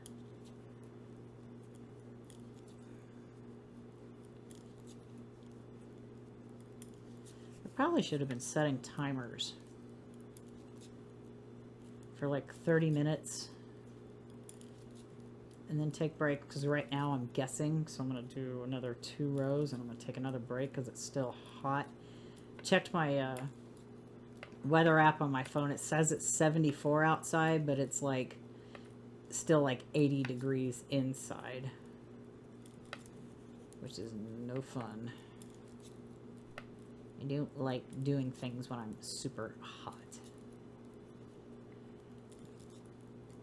So if we could just get some like awesome like thunderstorms, that'd be great. Of course, if we had thunderstorms, I wouldn't be on here doing this right now. But I don't really want to lose my computer to another lightning strike. Been there, done that, 0 stars, do not recommend.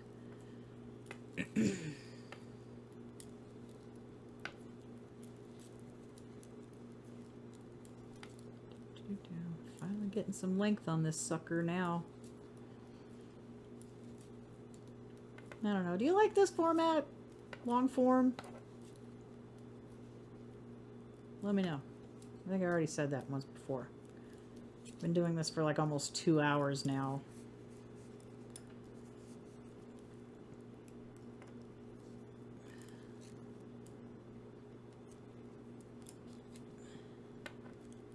I just thought I'd give the long form videos a whirl, just to see, just to test it out with these first like super simple projects.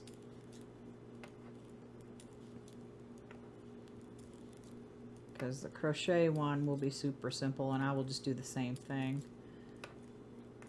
Run through it as I go, take breaks as necessary. Which after this row is going to be necessary, and I'm going to need to take at least 15 to get some cool air in here, because I've been doing like maybe 5 minutes and then coming back, and it's just too hot. That air conditioner needs to run just a little bit longer than a few minutes.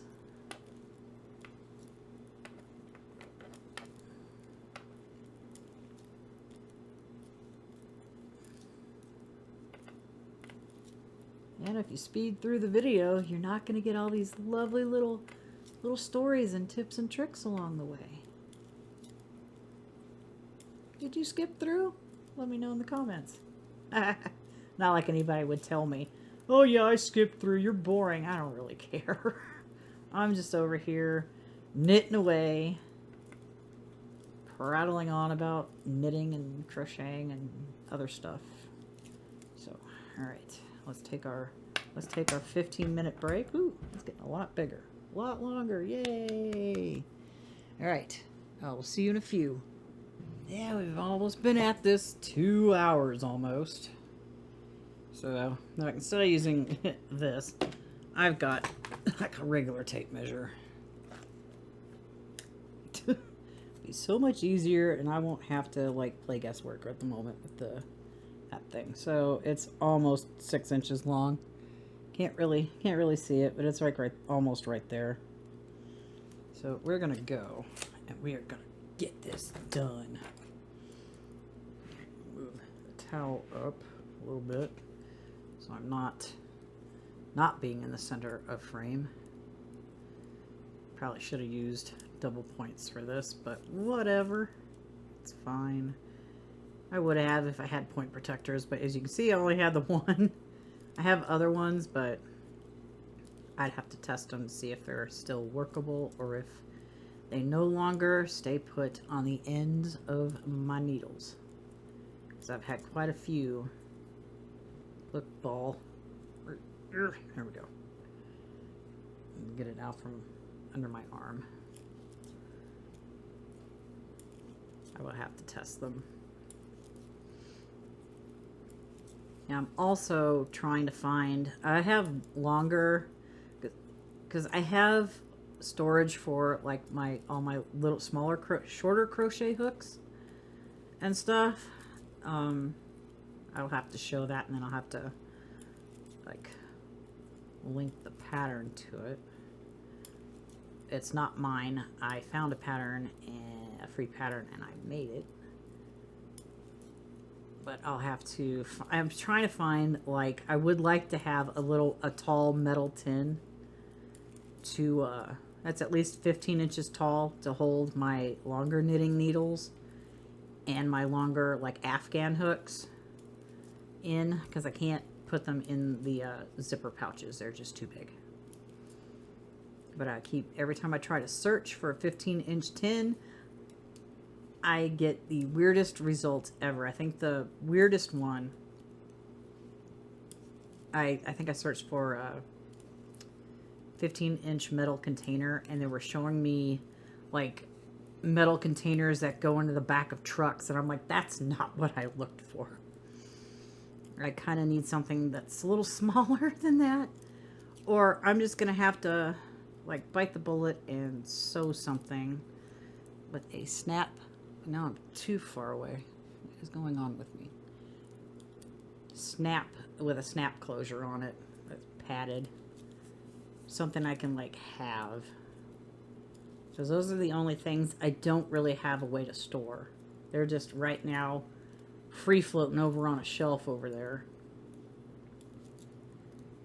With not a care in the world. Not contained. They are in the wild. So we're just going to continue knitting.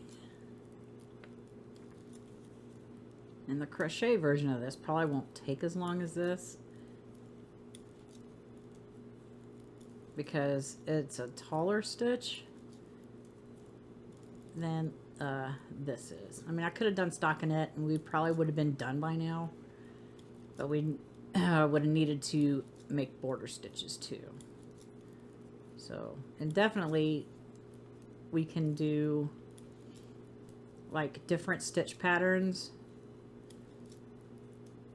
along the way. And then you can like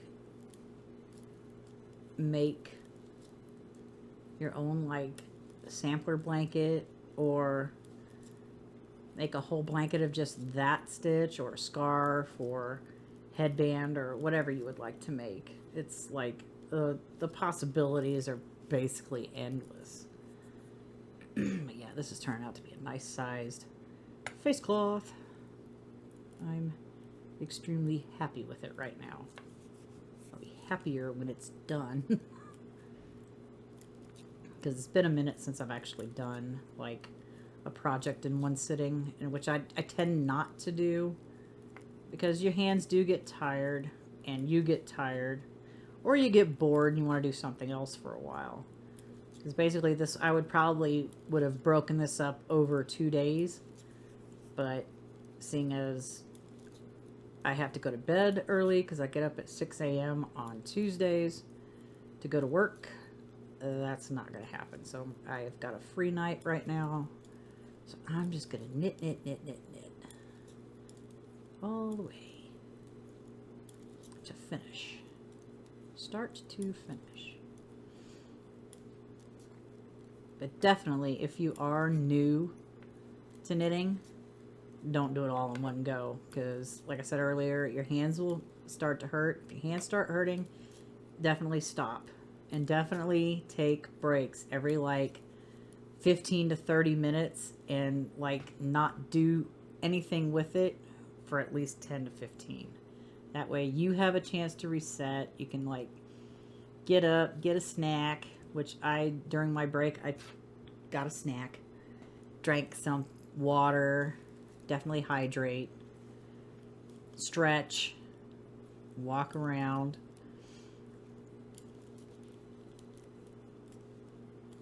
Just so you can like recenter yourself, so you can be focused again, because sitting and doing the same thing over and over for hours on end gets monotonous and stuff.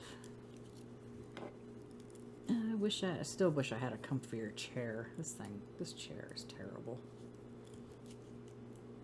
It's like getting up and having to stretch. Definitely get up and stretch.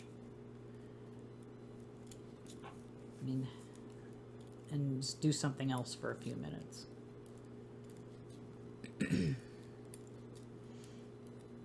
Like you can knit for a little bit, and then like if you like to read, You read a chapter in a book for a little bit, and then come back to it. Of course, if you like me, and if it's a really good book, you're not going to want to put that book down at all. I did restart this, yes. Okay.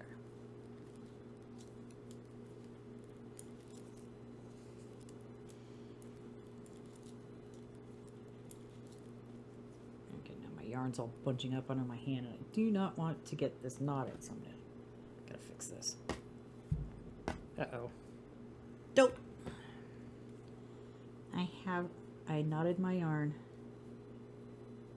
I must now stop and unknot it and get it.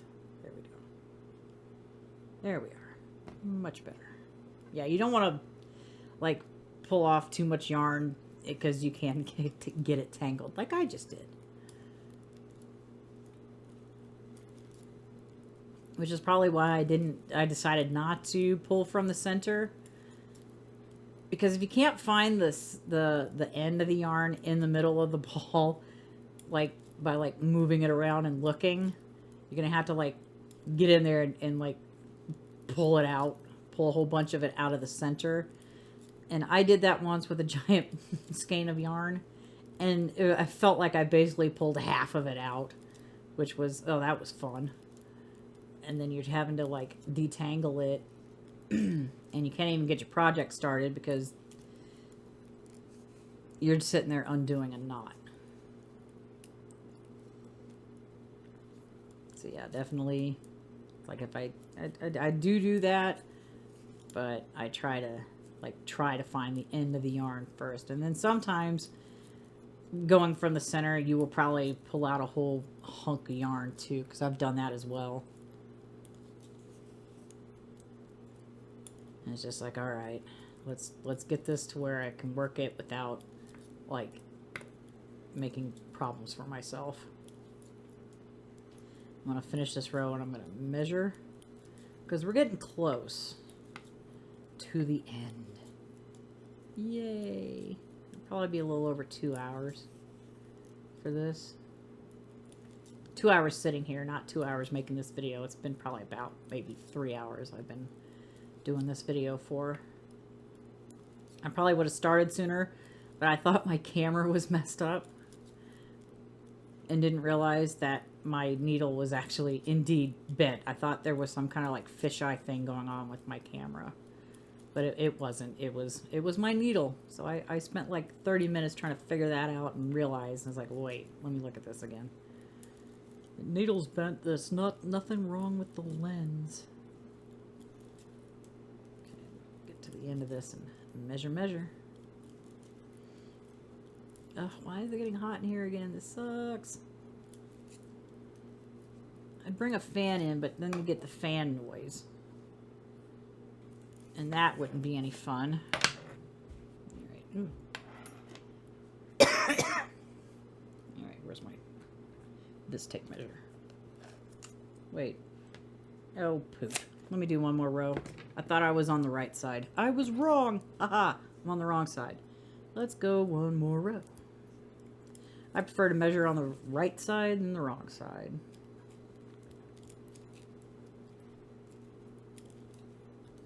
Unless your project, you do a row and the wrong side is actually the right side, because I've run across those too. Where the front, where you think is the right side, is actually the wrong side. It gets a little confusing.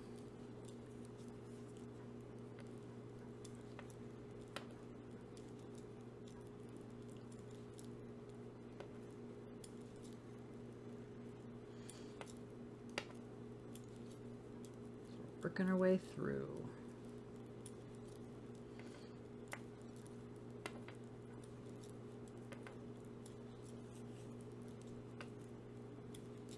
I'm gonna have to turn that AC back on. I don't know why it's getting hotter in here. It's annoying, unless I'm having a hot flash. Haha. But who knows, maybe that's what's happening now. If only I had a cross breeze. Didn't that require having the windows open, and then you would hear the outside noise even more. This place is not very well insulated from sound or weather. It was built back, I think, in 73. All right, now we can measure. Make sure it's laying flat. Move this out of the way.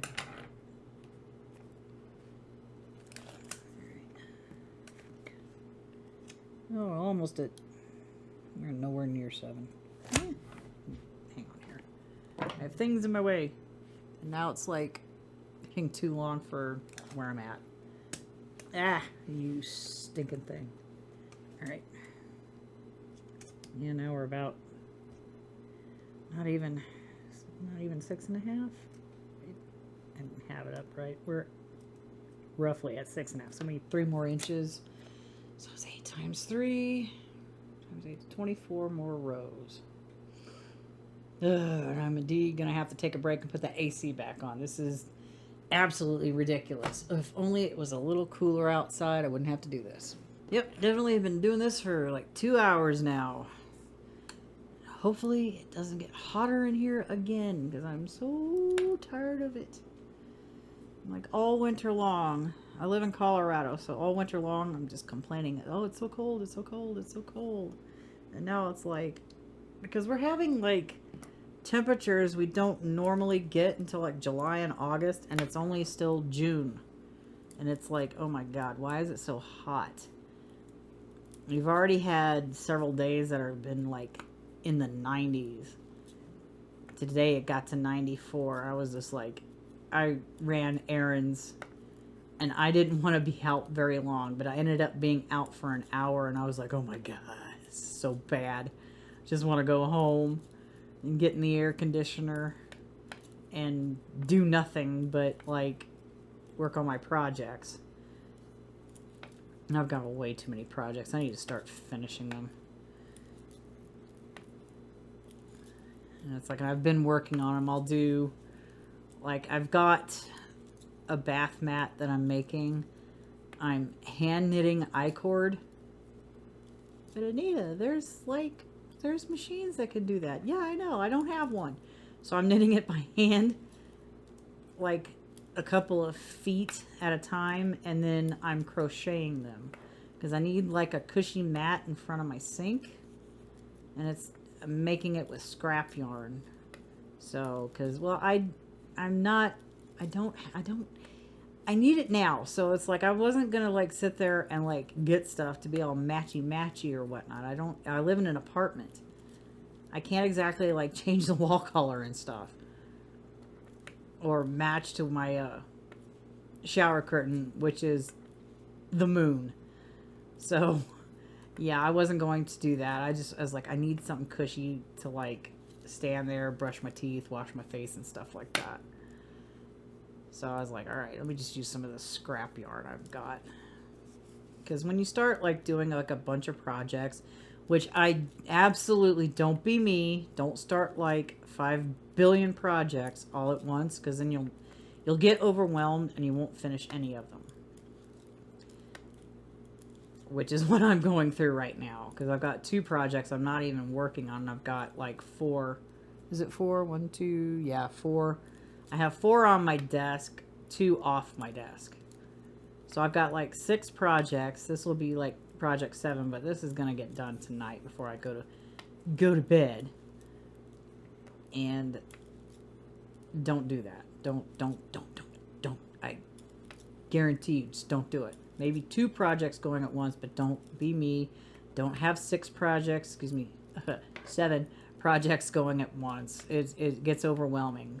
2 of them are like, well, sorry, 3 of them are long-term projects. I've got a double knitting project, throw blanket, way on the other side of the room that I have to get back to.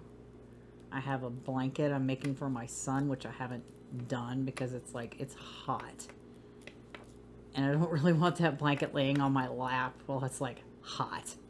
If I do that, I'm sitting over on that fake couch of mine with the AC blasting, working on it, which I have not done. which I do need to get back to at some point. And I'm making a lightweight blanket, a summer blanket. That's gonna take, I feel like it's gonna take years to finish because I'm making it with leftover sock yarn. And I'm using, I don't even know what size those needles are. I think they're size 2s. Size 2 needles. And it's the 10 stitch blanket. So if you don't know what the 10 stitch blanket is, the the 10 stitch knit blanket, you can like look it up. The pattern's on Ravelry, but I use like a different technique for it by like a channel called The Nervous Knitter. She does it a lot better because I was like reading the instructions for that and I'm like, oh my god, what? I don't understand. And I didn't like the ridges that get created with it, so I'm doing it the technique by The Nervous Knitter. There's no wrap and turns. It is a little confusing doing the corner turns though, and for those you have to really pay attention. The last one I did on the last corner turn I did on my sock yarn blanket, I think I knit 2 stitches together because it's supposed to be 10 stitches and I ended up with 9. So I had to, on the last one, not knit 2 stitches together on the wrong side. I just knit across so I could have my 10 stitches back. I mean, I pulled and stretched that yarn to make sure I didn't drop a stitch, because if I dropped a stitch, I would have to take it out and go back to before, a couple of rows before making that turn. And it's like the turns are stuff you have to really pay attention to. Anything with like different pattern changes in the pattern you're working from, you definitely need to pay attention to. Especially on like cables. Cables, oh my god, cables. I mean, they look awesome and they're great for like textures and stuff, but you have to really pay attention to what you're doing. Otherwise you can like screw up, do the wrong row, drop a stitch. And with my patterns, a lot of patterns that I've run across for like cables specifically, knit the knit stitches, purl the purl stitches. And I'm like, yeah, that's great if you're like, I mean, I could do it, but as a beginner, that's confusing as anything. So the way I make my patterns, I will include written instructions and I have to redo the symbols, but I would also include a chart. I mean, I had on a previous computer, I was making my own like knitting symbols based off like the standard knitting symbols, but I don't have those files anymore, so I'd have to start that all over again. But yeah, I would do that. I will handwrite the instructions and then include a chart if you would like to work from a chart.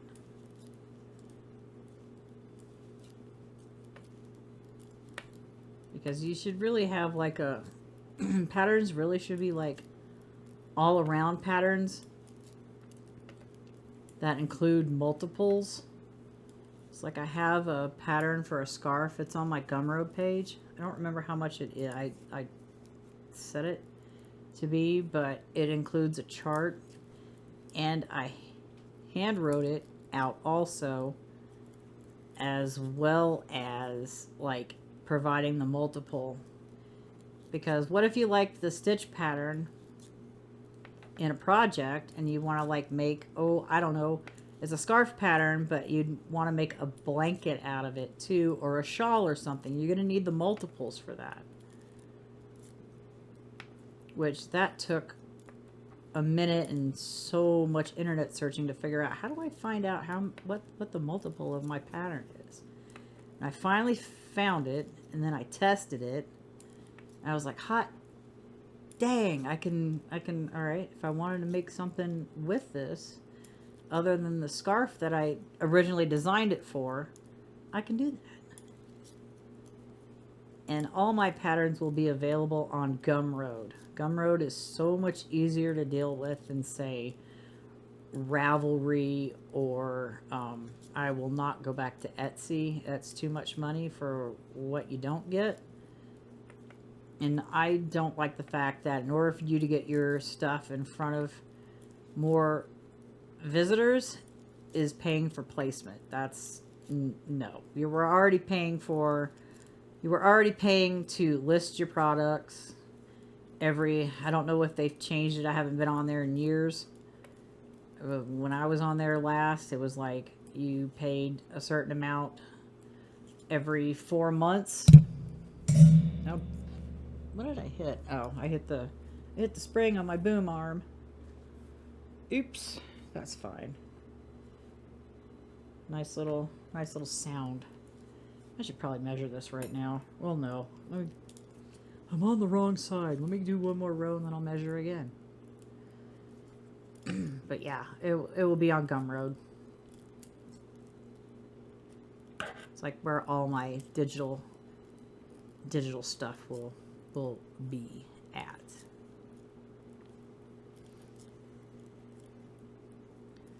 And I'm not sure. I don't know if you have. I think you might have to make an account on there, but it's free. And then all your digital downloads will be in your account somewhere. And then I can, if I make an update or whatever, I can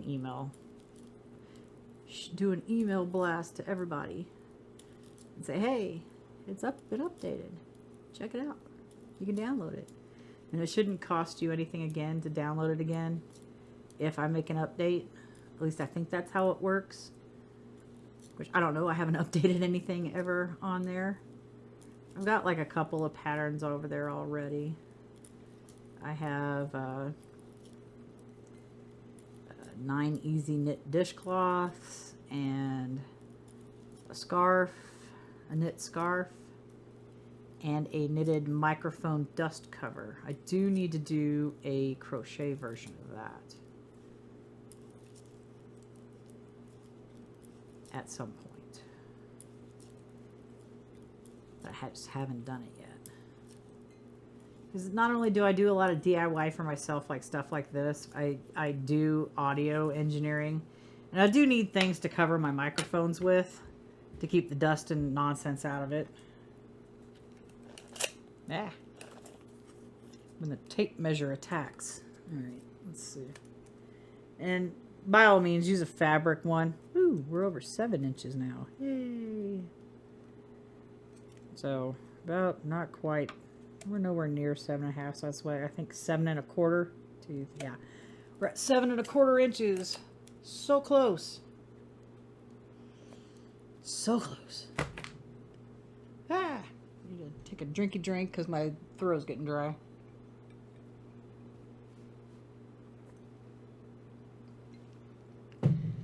And it's now getting long enough where it's ending up out of the frame.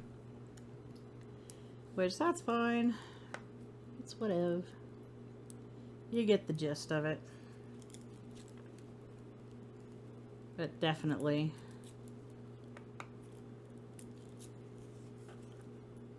Yeah, what projects and stuff do you want to see on here? And like I said earlier, don't say sweater.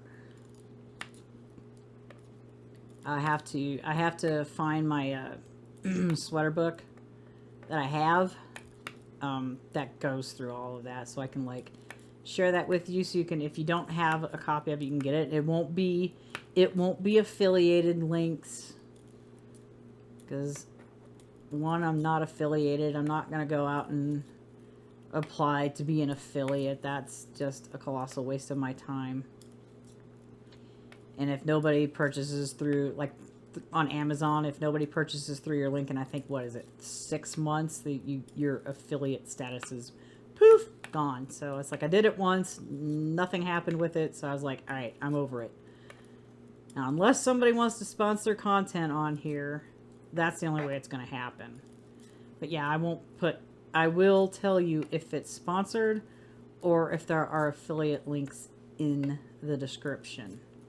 And I will state it out loud in the video too, so there's like a total transparency with it, because I don't want to end up going, hey, that was an affiliate link and you didn't say anything. I'm not going to do that.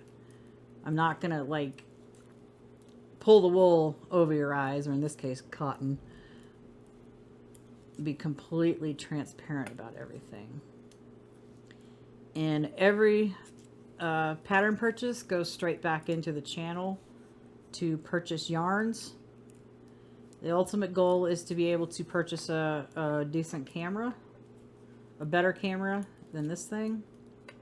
But like I said, I'd have to do research to make sure, can I use it as a web camera, and like instead of trying to record it onto the camera, onto an SD card, which is what I would have to do with my little point and shoot camera, because when I plug in that camera into the computer, it retracts the lens and goes into USB mode to so you can transfer your images and videos off of the card onto your computer and stuff. So that's what I want to like try and figure out. I really wanted to get one a couple of years ago, but my daughter needed a phone, so I bought her a phone. That's what parents do. We make sacrifices for our children. As my ball rolls around on my desk, trying to get more yarn out. Go a couple more, about 4 more rows after this. Take another break. Yeah, it's starting to get hot in here again. Maybe I'll just do 2 more rows. Oh, I hate this. It's so hot. Yeah, because usually, excuse me, in summer, you're going to want to do your winter knits because they take longer. Unless, especially if you're like making a sweater, you're going to need time to be able to do that.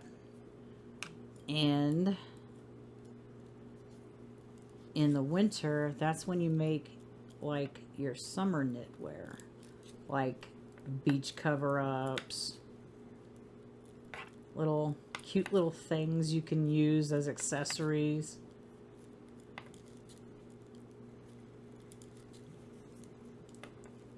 Stuff like that.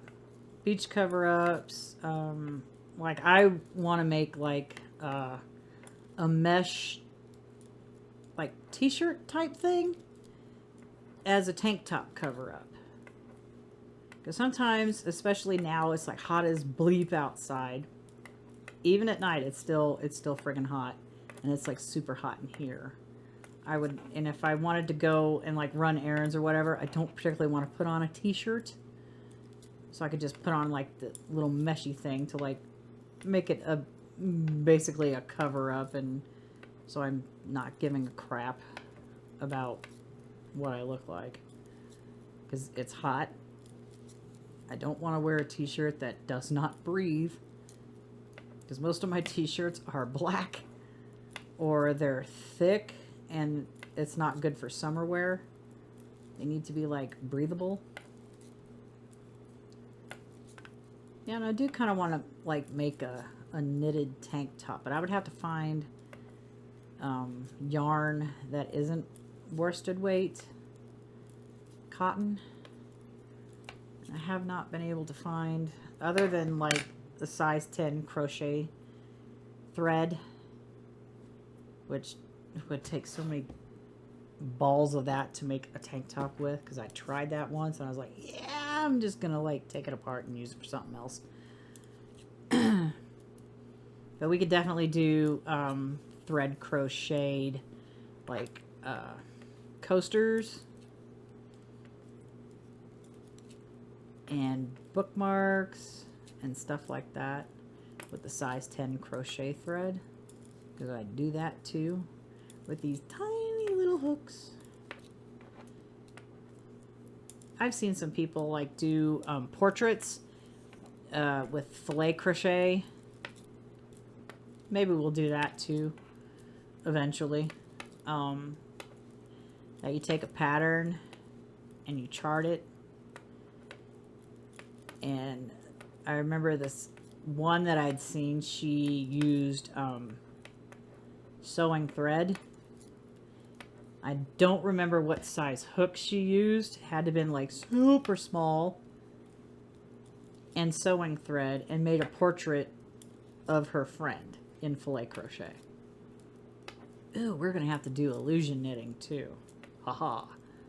I always want an excuse to do that, and I really, really, really like it. So, but the one I did is like, I was, I wasn't thinking, because with illusion knitting, it's 4 rows per one row of squares on a chart. And I wasn't thinking about it. I was like, oh, I want to make a thing I can put on my wall, picture of Ronnie James Dio. It wasn't square, it turned out to be rectangular. Now we'll do 2 more. Fix my arm saver here. It ended up being rectangular, but I mean the illusion works. But I wasn't thinking of it at the time, that sometimes you don't really need to do, like, it was a program I used. I don't remember what it was, but it laid out the chart for you, and it actually wrote out the instructions. I think it was on a website or something. But I would rather, like, try to chart that myself next time, because it ended up wider than what I thought it would be. And I'll have to, like, get that out of my closet and probably, like, show it at one point. Like a thing like, this is the stuff I knit and crocheted since forever. And when I make blankets, and my kids laugh about this, make jokes, and I mean, I do it too, I do not make light blankets. At one time, and I had to toss it in the trash because that was sad, I made a blanket that fit a king-size bed from floor across the top of the mattress to the other side of the floor, and from the wall down to the bottom of the floor going lengthwise, made entirely out of triangles. I crocheted it. And then it was like my boyfriend at the time, my now ex, was like, oh, you should really put it back on that. I'm like, okay. So, I took that blanket apart and then sewed the triangles back to back together, and then had to make more triangles. That project took like 3 years, and that blanket, I weighed myself on my scale, and then I weighed myself holding that blanket, took the difference of that, and that blanket almost weighed 20 pounds. It took 3 years to make. And then, seeing as it weighed 20 pounds, the only way to be able to wash and dry that would be at a laundromat that had an industrial washer and dryer that could handle that kind of weight. But those machines are expensive to use, and I only ever found one, but even then, looking at it going, that's not going to hold my blanket, so I couldn't wash it. And then the cats that I had at the time did their business all over it, so I was like, God dang it, I'm going to have to throw this out. So I had to pitch it into the trash, which 3 years of work, I had it for I don't know how many years, and then I had to totally just toss it because there's no way to save it, which was sad. Did I just do this? Okay, this last row right here, and I'm going to measure, and then we're going to take another break because it's getting hot in here again. I was hoping this video wasn't going to be 3 hours long. And it's already over probably about 2.5 hours at this point. Which, I'm not uploading this tonight. It's probably almost midnight now. In fact, it's past midnight. That's fine. Whatever. Am I even close? Can I please be close? It looks close. It looks fine to me, but let's look. Oh, we are at 8 inches. I got one. Now it's a little over 8. So I got like 1.5 to go. Let me double check the width to make sure. Yeah, it's 9.5-ish. So we're going to try to get to 9.5, which means we got a little over an inch left on this project. Yay! We've almost made it! Woo! Anyway, I'm going to take a break, cool my living room off again, and I will see you in a few. Okay, that was our last break. Ow! I found my file cabinet under my desk. That felt awesome on my knee. Anywho, we got another inch and whatever left to do on this, so we're going to like do 8 rows and then measure. So no more dilly-dallying and lollygagging. I'm not taking another break until this is done. So let's go. This is row 1. Here we go. And hopefully your knit washcloths, face cloths, whichever cloths, are coming out pretty dang great too. And then we'll get to the point, and then I will shoot, I probably should have grabbed it before I got back from break. I'll have to go grab my size 10 needles again, just so I can bind off loosely, because I also have a horrible time doing that as well. And there's nothing wrong with using a size or 2 up to get that. There is no knit police, there's no crochet police. And if they are, they got to find something better to do with their time. So I use the tools that have been invented for me to make my knitting and crocheting easier to deal with. So I will use a size or 2 up. Now, when I work with like fun fur, I have to use a size down. 2 sizes down, actually. I will use like size 10.5 needles for those. But when I noticed when I was making them that they flared out at the bottom, and then about an inch or so up, my tension would be fine. So I use 2 sizes down, and I will knit for an inch, and then I'll switch to the size 10.5s. That's row 1. Here we are, row 2. So that it's like even throughout the whole thing. And that all depends on what the yarn's made out of. And it's like I can't find, is it fun fur? The eyelash yarn. I forget what that was called. I can't seem to locate that anymore. I don't know if it's been discontinued. I also have ribbon yarn. I think I still have some of that somewhere.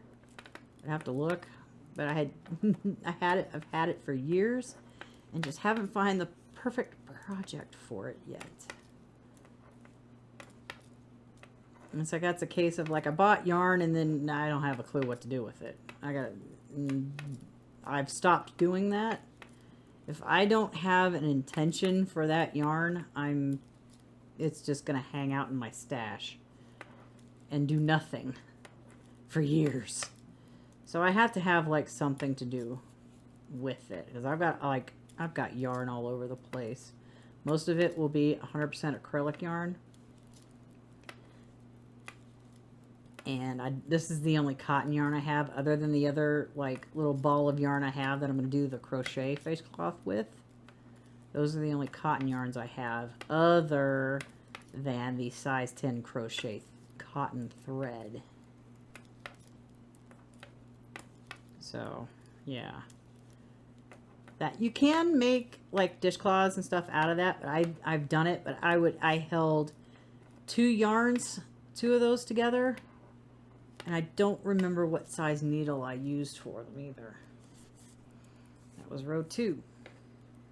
Here's row 3. And I did corner to corner, and we'll do a bunch of like techniques like that, corner to corner crochet, diagonal crochet, diagonal knitting, corner, I don't know, can you do corner, well, corner to corner and diagonal knitting is I think the same thing. I do not do planned pooling. I've tried reading instructions for that, and they are just incredibly confusing. So I was like, I had my daughter, my oldest daughter got me 2 skeins of that. It's supposed to be planned pooling. I think it was for like a blanket or something, like the pattern on the other side of the label. And I'm like reading those, and I'm like, what? I don't get it. I don't understand what is going on. So I decided to do corner to corner crochet, 2 scarves out of it, and they look fine that way. I mean, if you can do the planned pooling, more power to you. I don't understand the instructions. They're just overly complicated. I haven't found, if you know of a pattern or something that the instructions are extremely easy, even I could figure out and understand, let me know in the comment section below. I do believe I have it set to not allow links posted in the comments. So if you give me the name of the pattern or person or the name of the YouTube channel, I can find it from there. It's row 3. Oh, my hand's getting tired. And garter stitch will take a lot more yarn than like stockinette stitch will, because garter stitch is a shorter, the length of the row is shorter than stockinette stitch is, because this takes, like I said, 8 rows per inch. When I do stockinette stitch, it's 6 rows per inch, so I'm like saving 2 extra rows. But yeah, this is, you know what? Oh, crap. Let me do one more row, and then I'm going to measure it, because I don't know. Because I was going to go 8 rows and then measure. I was like, you know what? Let me just go half that and then measure, just to be on the safe side. Because if I do more and then it ends up being taller, that's going to be sad. I mean, I wouldn't, like, take it apart, but I'd rather just have it, like, square. I'm not making a towel at the moment. Although I would like to plan for like doing a face towel, because I've only got 2 face towels, which one's right here, and I have no idea where the second one is. It's somewhere. It's not in my linen closet. This I had to pull off of the towel rack in the bathroom. Yeah, I don't have, I've got plenty of like towels that I made in the kitchen. I think I got like 6 or 7 of those. Like I said, I used, I made a bunch of washcloths, and then all the scrap from that, I made a towel, and then I bought cotton yarn for towels, but didn't realize that I should have bought 2 skeins or 2 balls of yarn. So I had to end up, because I only bought 1 of each color, so I had to go back and get the other color. And there's one like green one that I did, and the dye lots are like completely different, so they're not the same color. And eventually we will go over the importance of dye lots. Make sure your projects are in the same dye lot. Why does that already look like I've got it? Why did my lighting change all of a sudden? Let's try to get it on the desk, and I know it's not showing the whole thing. Did I like screw up my camera angle? I don't know. Let's look. Frank. Ah. All right, let me rattle off some stuff here. Let me double check the width. It's 9.5, and I've got not quite. No, I got about 8.5.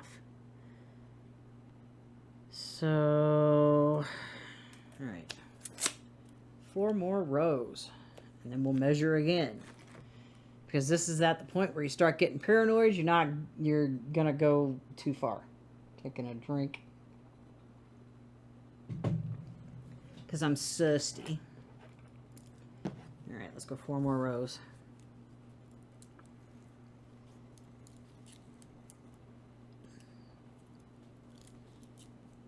Now I should probably look at the time on this thing. Oh, we're over 2.5 hours now. You didn't want to make a 3-hour video. Well, silly, that's what you did. That's fine. It is okay. Y'all can skip around and do whatever. I'm just here imparting wisdom, telling stories as I knit. Let's just make this our like little knitting circle, even though right now for me it's just a circle of 1. But then all of you in the comments section are added to the circle. And then I won't be alone anymore. Okay, we're on row 1. Oh my god, it's getting hot in here again. No! I wanted to finish before taking another break to cool off this place. This sucks.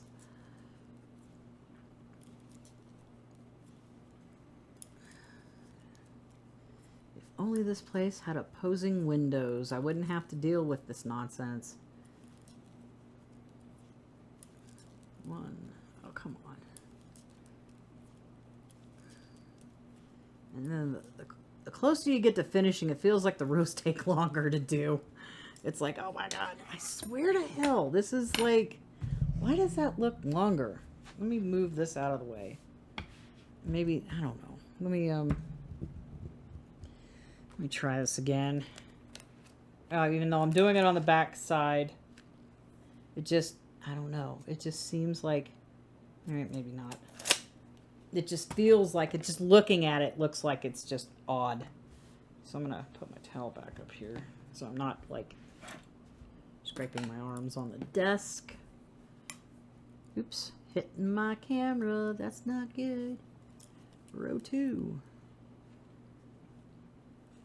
Ugh, I hate this desk. I wish it was comfier.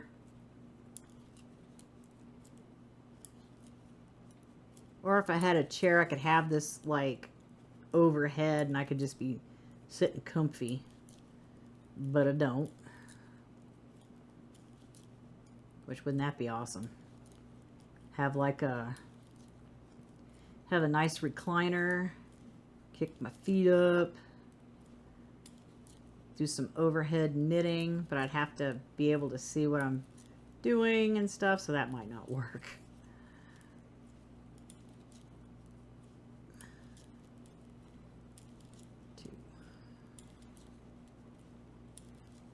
I don't know how these people knit like the wind, though. Like, I don't know, I don't even know if they even still have, like, speed competitions, like world's fastest knitter, world's fastest crocheter. I don't know if they still do that or not. It's been years since I've seen anybody do it, and I was like, I never watched it, but I guess it was either on the Today Show or Good Morning America. They had the world's fastest knitter and the world's fastest crocheter, and during the length of how long that show was on for, they knit scarves and they crocheted a scarf and finished it within the time. I think they're going for what? Those shows go what, 3 or 4 hours? It's row 2.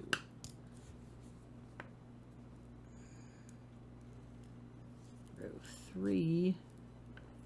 And they got it done by the end of it. Or they probably finished before the end of it.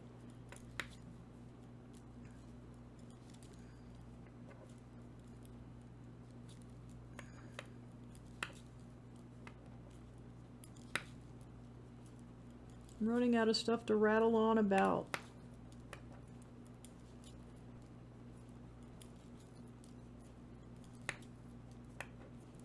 Yeah, and the closer, and I could tell you this, because the closer you get to the end of a project, the more impatient you get. Because I'm like going, oh my god, am I done yet? Am I done yet? Am I done yet? You're almost done. Chill the hell out.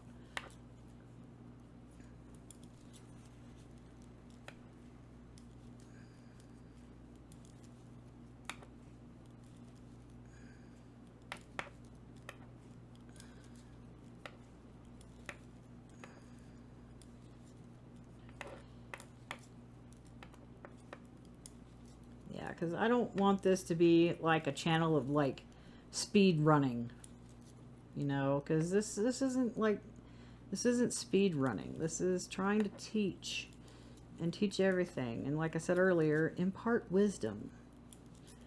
Little tips and tricks I've learned over the past 20-something years doing this stuff. And there are some things that I still need to learn how to do. Like selvage edges.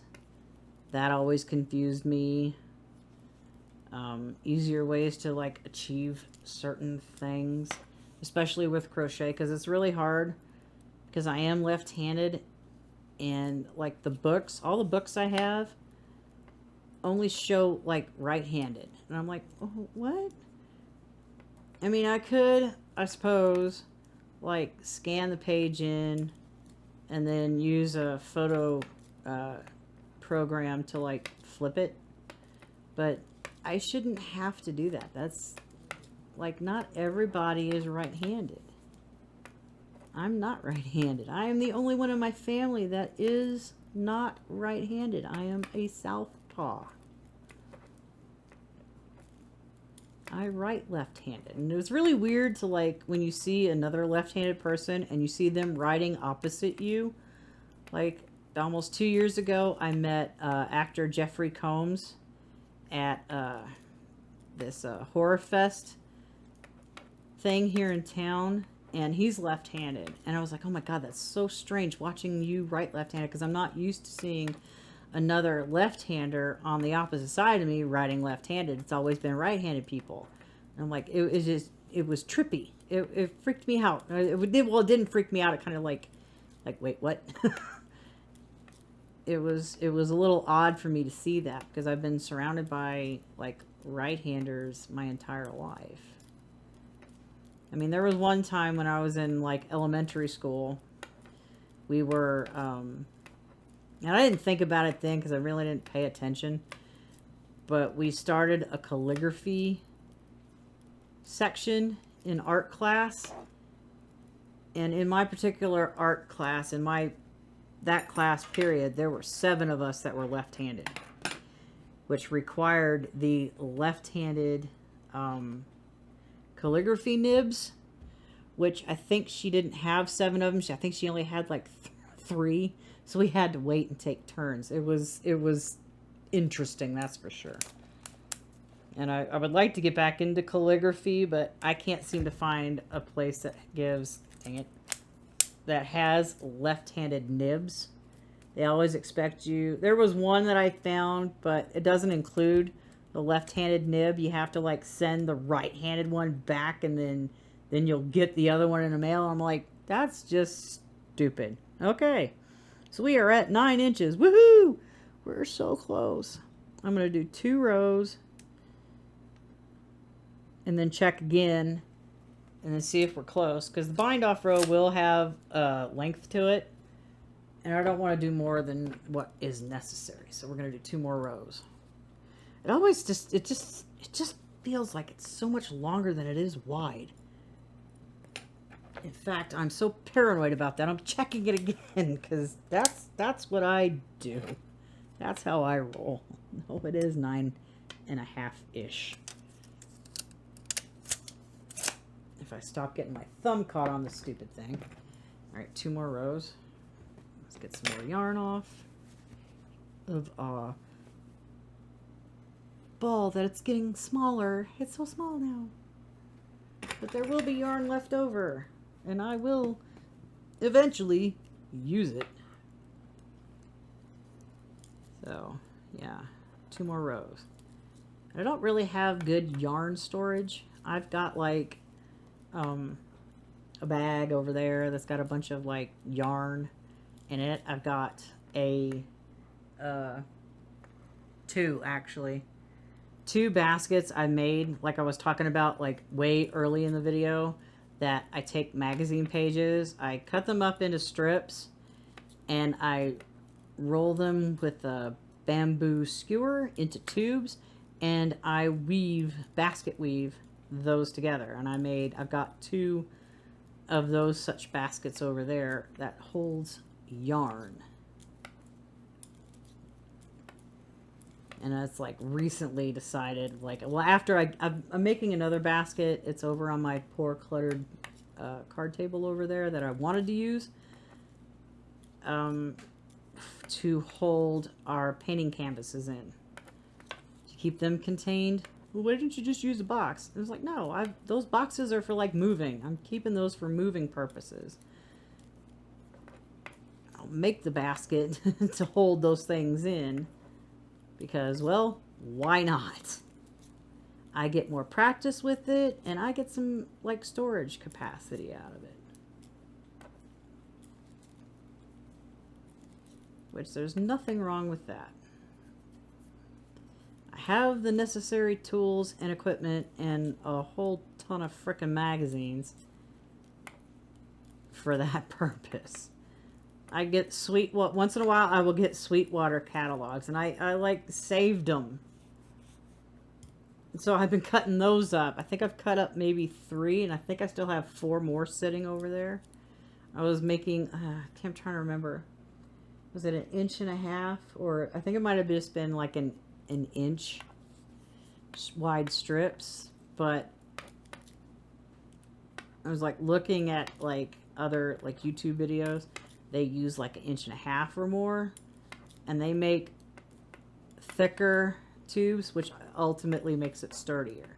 So I was like, okay, as soon as I get that one done, which it might be a while before I make another basket, because this one's taking forever. It's a square basket, and I'm currently working on the bottom of it, and I've been working on the bottom of it off and on for a couple of months, because rolling those tubes gets extremely boring. I've got like 40 or 60 of them made, or did I make 100? I don't remember, but it was in between doing all my knit and crochet projects over here on my desk. Like I work on one for a little bit, and then do 10 rows on another one, 10 rows on another one, and then I'm making a weighted blanket with pony beads. I'm doing just 2 rows at a time on that. And I'm not making the full width of that blanket because, oh my god, no. That would be too heavy for me to deal with. So I'm making that one in strips. And I will, like, crochet those together. Because I need a weighted blanket. I mean, not like my blankets on my bed are light or anything. But sometimes I need, like, extra. If I have, like, any kind of anxiety or anything. I almost knotted my yarn again. It'll help. Okay, let's measure again now that we have 2 rows done. I'm almost ready to go. Screw it, I'm done. Move my thing out the way, and I know you can't really see the top of this. I think my camera got off angle. Let's cinch this down. Shit. Ugh, two more rows, and then we're gonna bind off because it's at like 9 and something or other, a quarter, I think. It's at 9 1/4 inches, so 2 more rows. Let me take a drink, and then we will bind off and be done with it. At almost 3 hours into this video. If you've made it this far, you are an absolute trooper. Thumbs up to you. You can't really see it. Thumbs up. You're awesome. All right, let's get these 2 rows and then a bind off done. And then we will weave in our ends and call it a night. Because we still got to do that too. You must weave in your ends. And anytime you're doing color work, you can weave your ends in as you go. That makes life so much easier. Even crocheting, you can weave your ends in as you go. And if I get to a project where we're doing like multiple colors, I will show how to do that. Because, and I've been there making like projects where you're making like something stripy and you have all these ends just hanging out. It's so sad that you have to do it. I mean, you could leave them hanging out and like work them into a crochet border, but I prefer to weave them in across the rows because it looks better and you don't have all those ends hanging out on your borders if you do a border for like crochet blankets and stuff. Knit blankets I'm not really worried about because it's easy to work those in as you go. Saves some headaches. I mean, there's some things you can't like work in, like with knit hats, especially if you have one that you're gonna fold up the brim on. You're gonna want to like hide the beginning end at your ribbing on the right side of the fabric. That way when you flip it up, it hits the right sides on the inside and you won't see it. A little tip. And we'll make hats soon, because that requires working in the round. I tried the last hat that I made, my daughter wanted me to make her a hat. I was like, all right, I really don't want to make this in the round, so I'll knit it flat. Big mistake, because I suck at mattress stitching. So those I prefer to do in the round. And when we do the hats, I do want to make a hat that has like a hole in the top of it, because I wear my hair up in ponytails. So people call them the messy bun hats, but I need something to keep my ponytail out, because half the time if it's a closed, like all my hats are closed tops. Being as my ponytail is right there, it kind of like, if I move around, it rides up and my ears get uncovered. And I don't like my ears being cold. I hate it. Oh crap, I need to go get that. I need to go get my size 10s. Because here's row 2, almost finished.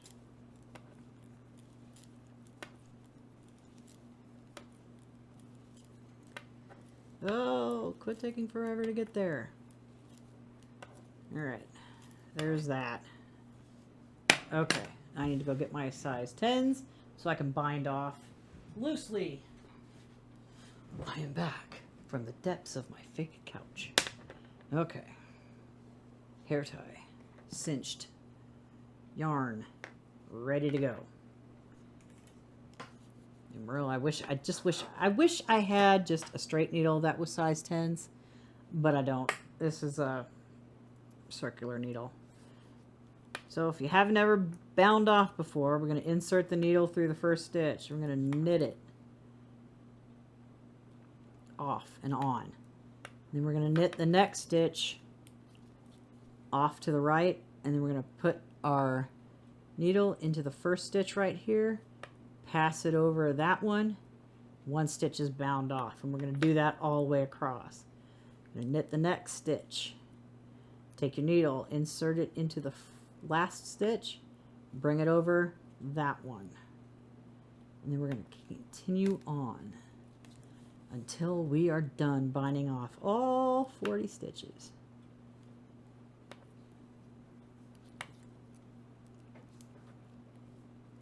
Yeah, there are like quite a few different types of bind offs too. There's a crochet bind off, then there's a stretchy bind off. I'll have to look those up, and we'll have to do a bind off extravaganza video. And same with like casting on. The knit stitch, the cable stitch, which I did earlier so many hours ago. There's a twisted cast on. You can cast on in pattern.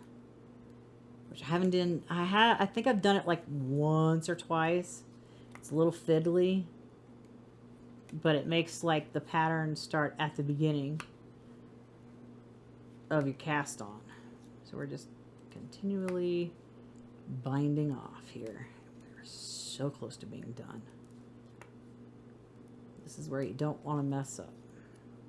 You don't want to mess up anywhere in your project, that's for sure. Drop stitches can be picked up.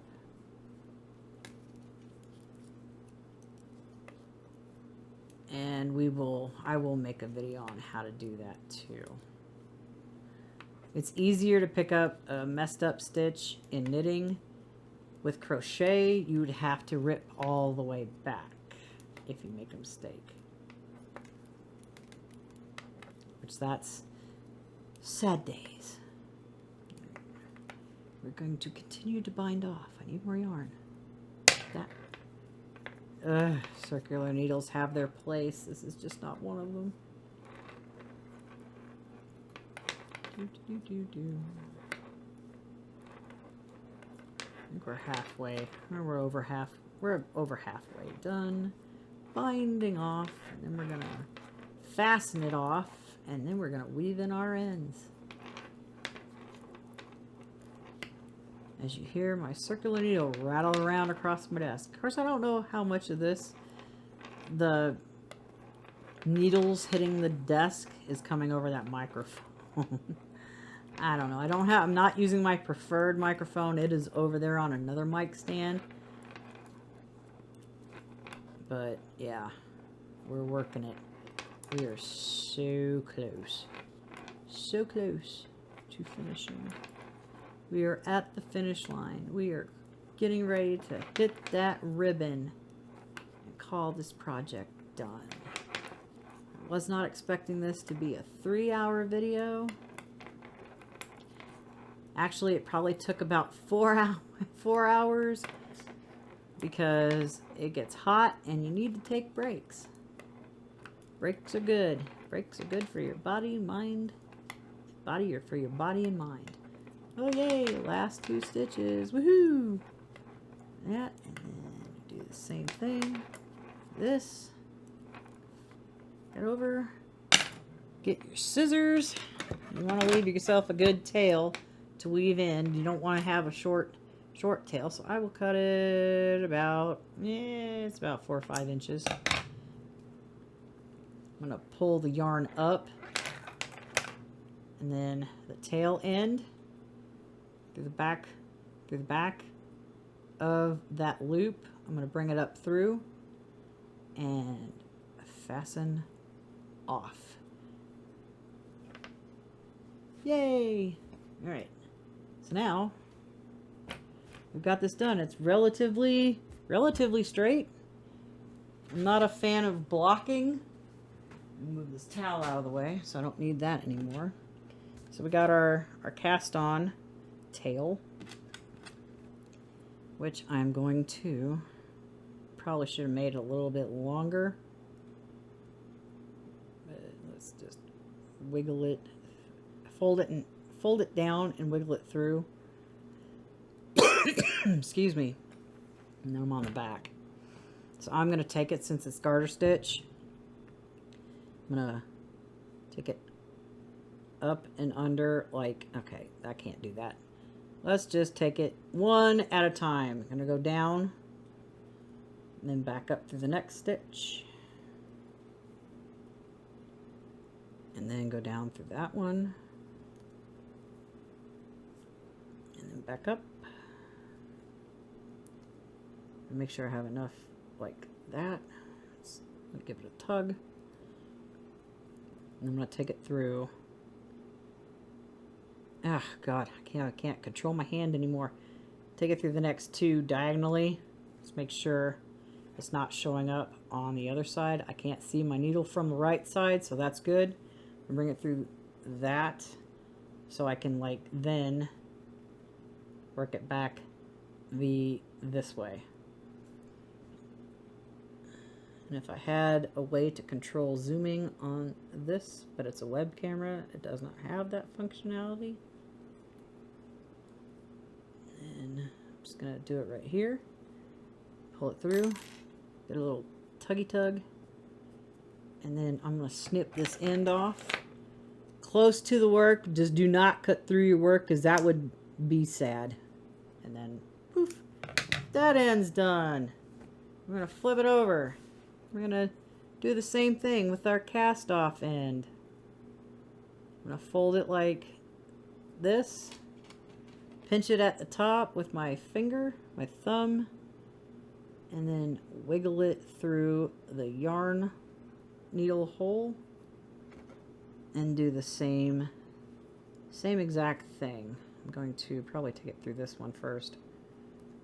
Take it down, and then back up through the next stitch. I'm gonna go over like 3 or 4, maybe 5, because I want it to go out 2 more. I'll do 2 more. Go back down through there, and then back up, and then I'm gonna take it down through 2. 1, and make sure it's at the diagonal. You don't want to go right here, then it'll be obvious. I'm going to take it at the one to the right of it. Take that down, a little tuggy tug, and then back up. Now I don't want to have the end really close to the edge. This will help like hide it better. And I'm going to take it down 1 more. Ah, lost control. There we go. Take it down, give it a pull, make sure it's like not in there. It's a little flared at that top, but washing it will take care of that. Snip it off, throw our size 10s on the floor, and we're finished. It is all done. We have now a washcloth, a face cloth, any cloth. And we're gonna do a last measurement on it. If I don't drop this first. We ended up, and I'm doing it in the center. I'm gonna move my scissors because I can't set this down straight. Now it's like, oh, it's over 9.5. That's fine. I'm not picky. And now it's over a little over 9.5 with the bind off, and that's all finished. We are D-O-N-E done. So I'm going to throw this in the wash, and I'm going to wash it, and then I'm going to use it tomorrow. So, and it's like, you can't really see it because it's like huge. But yeah, it's reversible. It'll work. It's awesome. I love it. It's great. Anyway, let me know what you thought about this video in the comment section below, and I will see you in the next video. Bye-bye for now.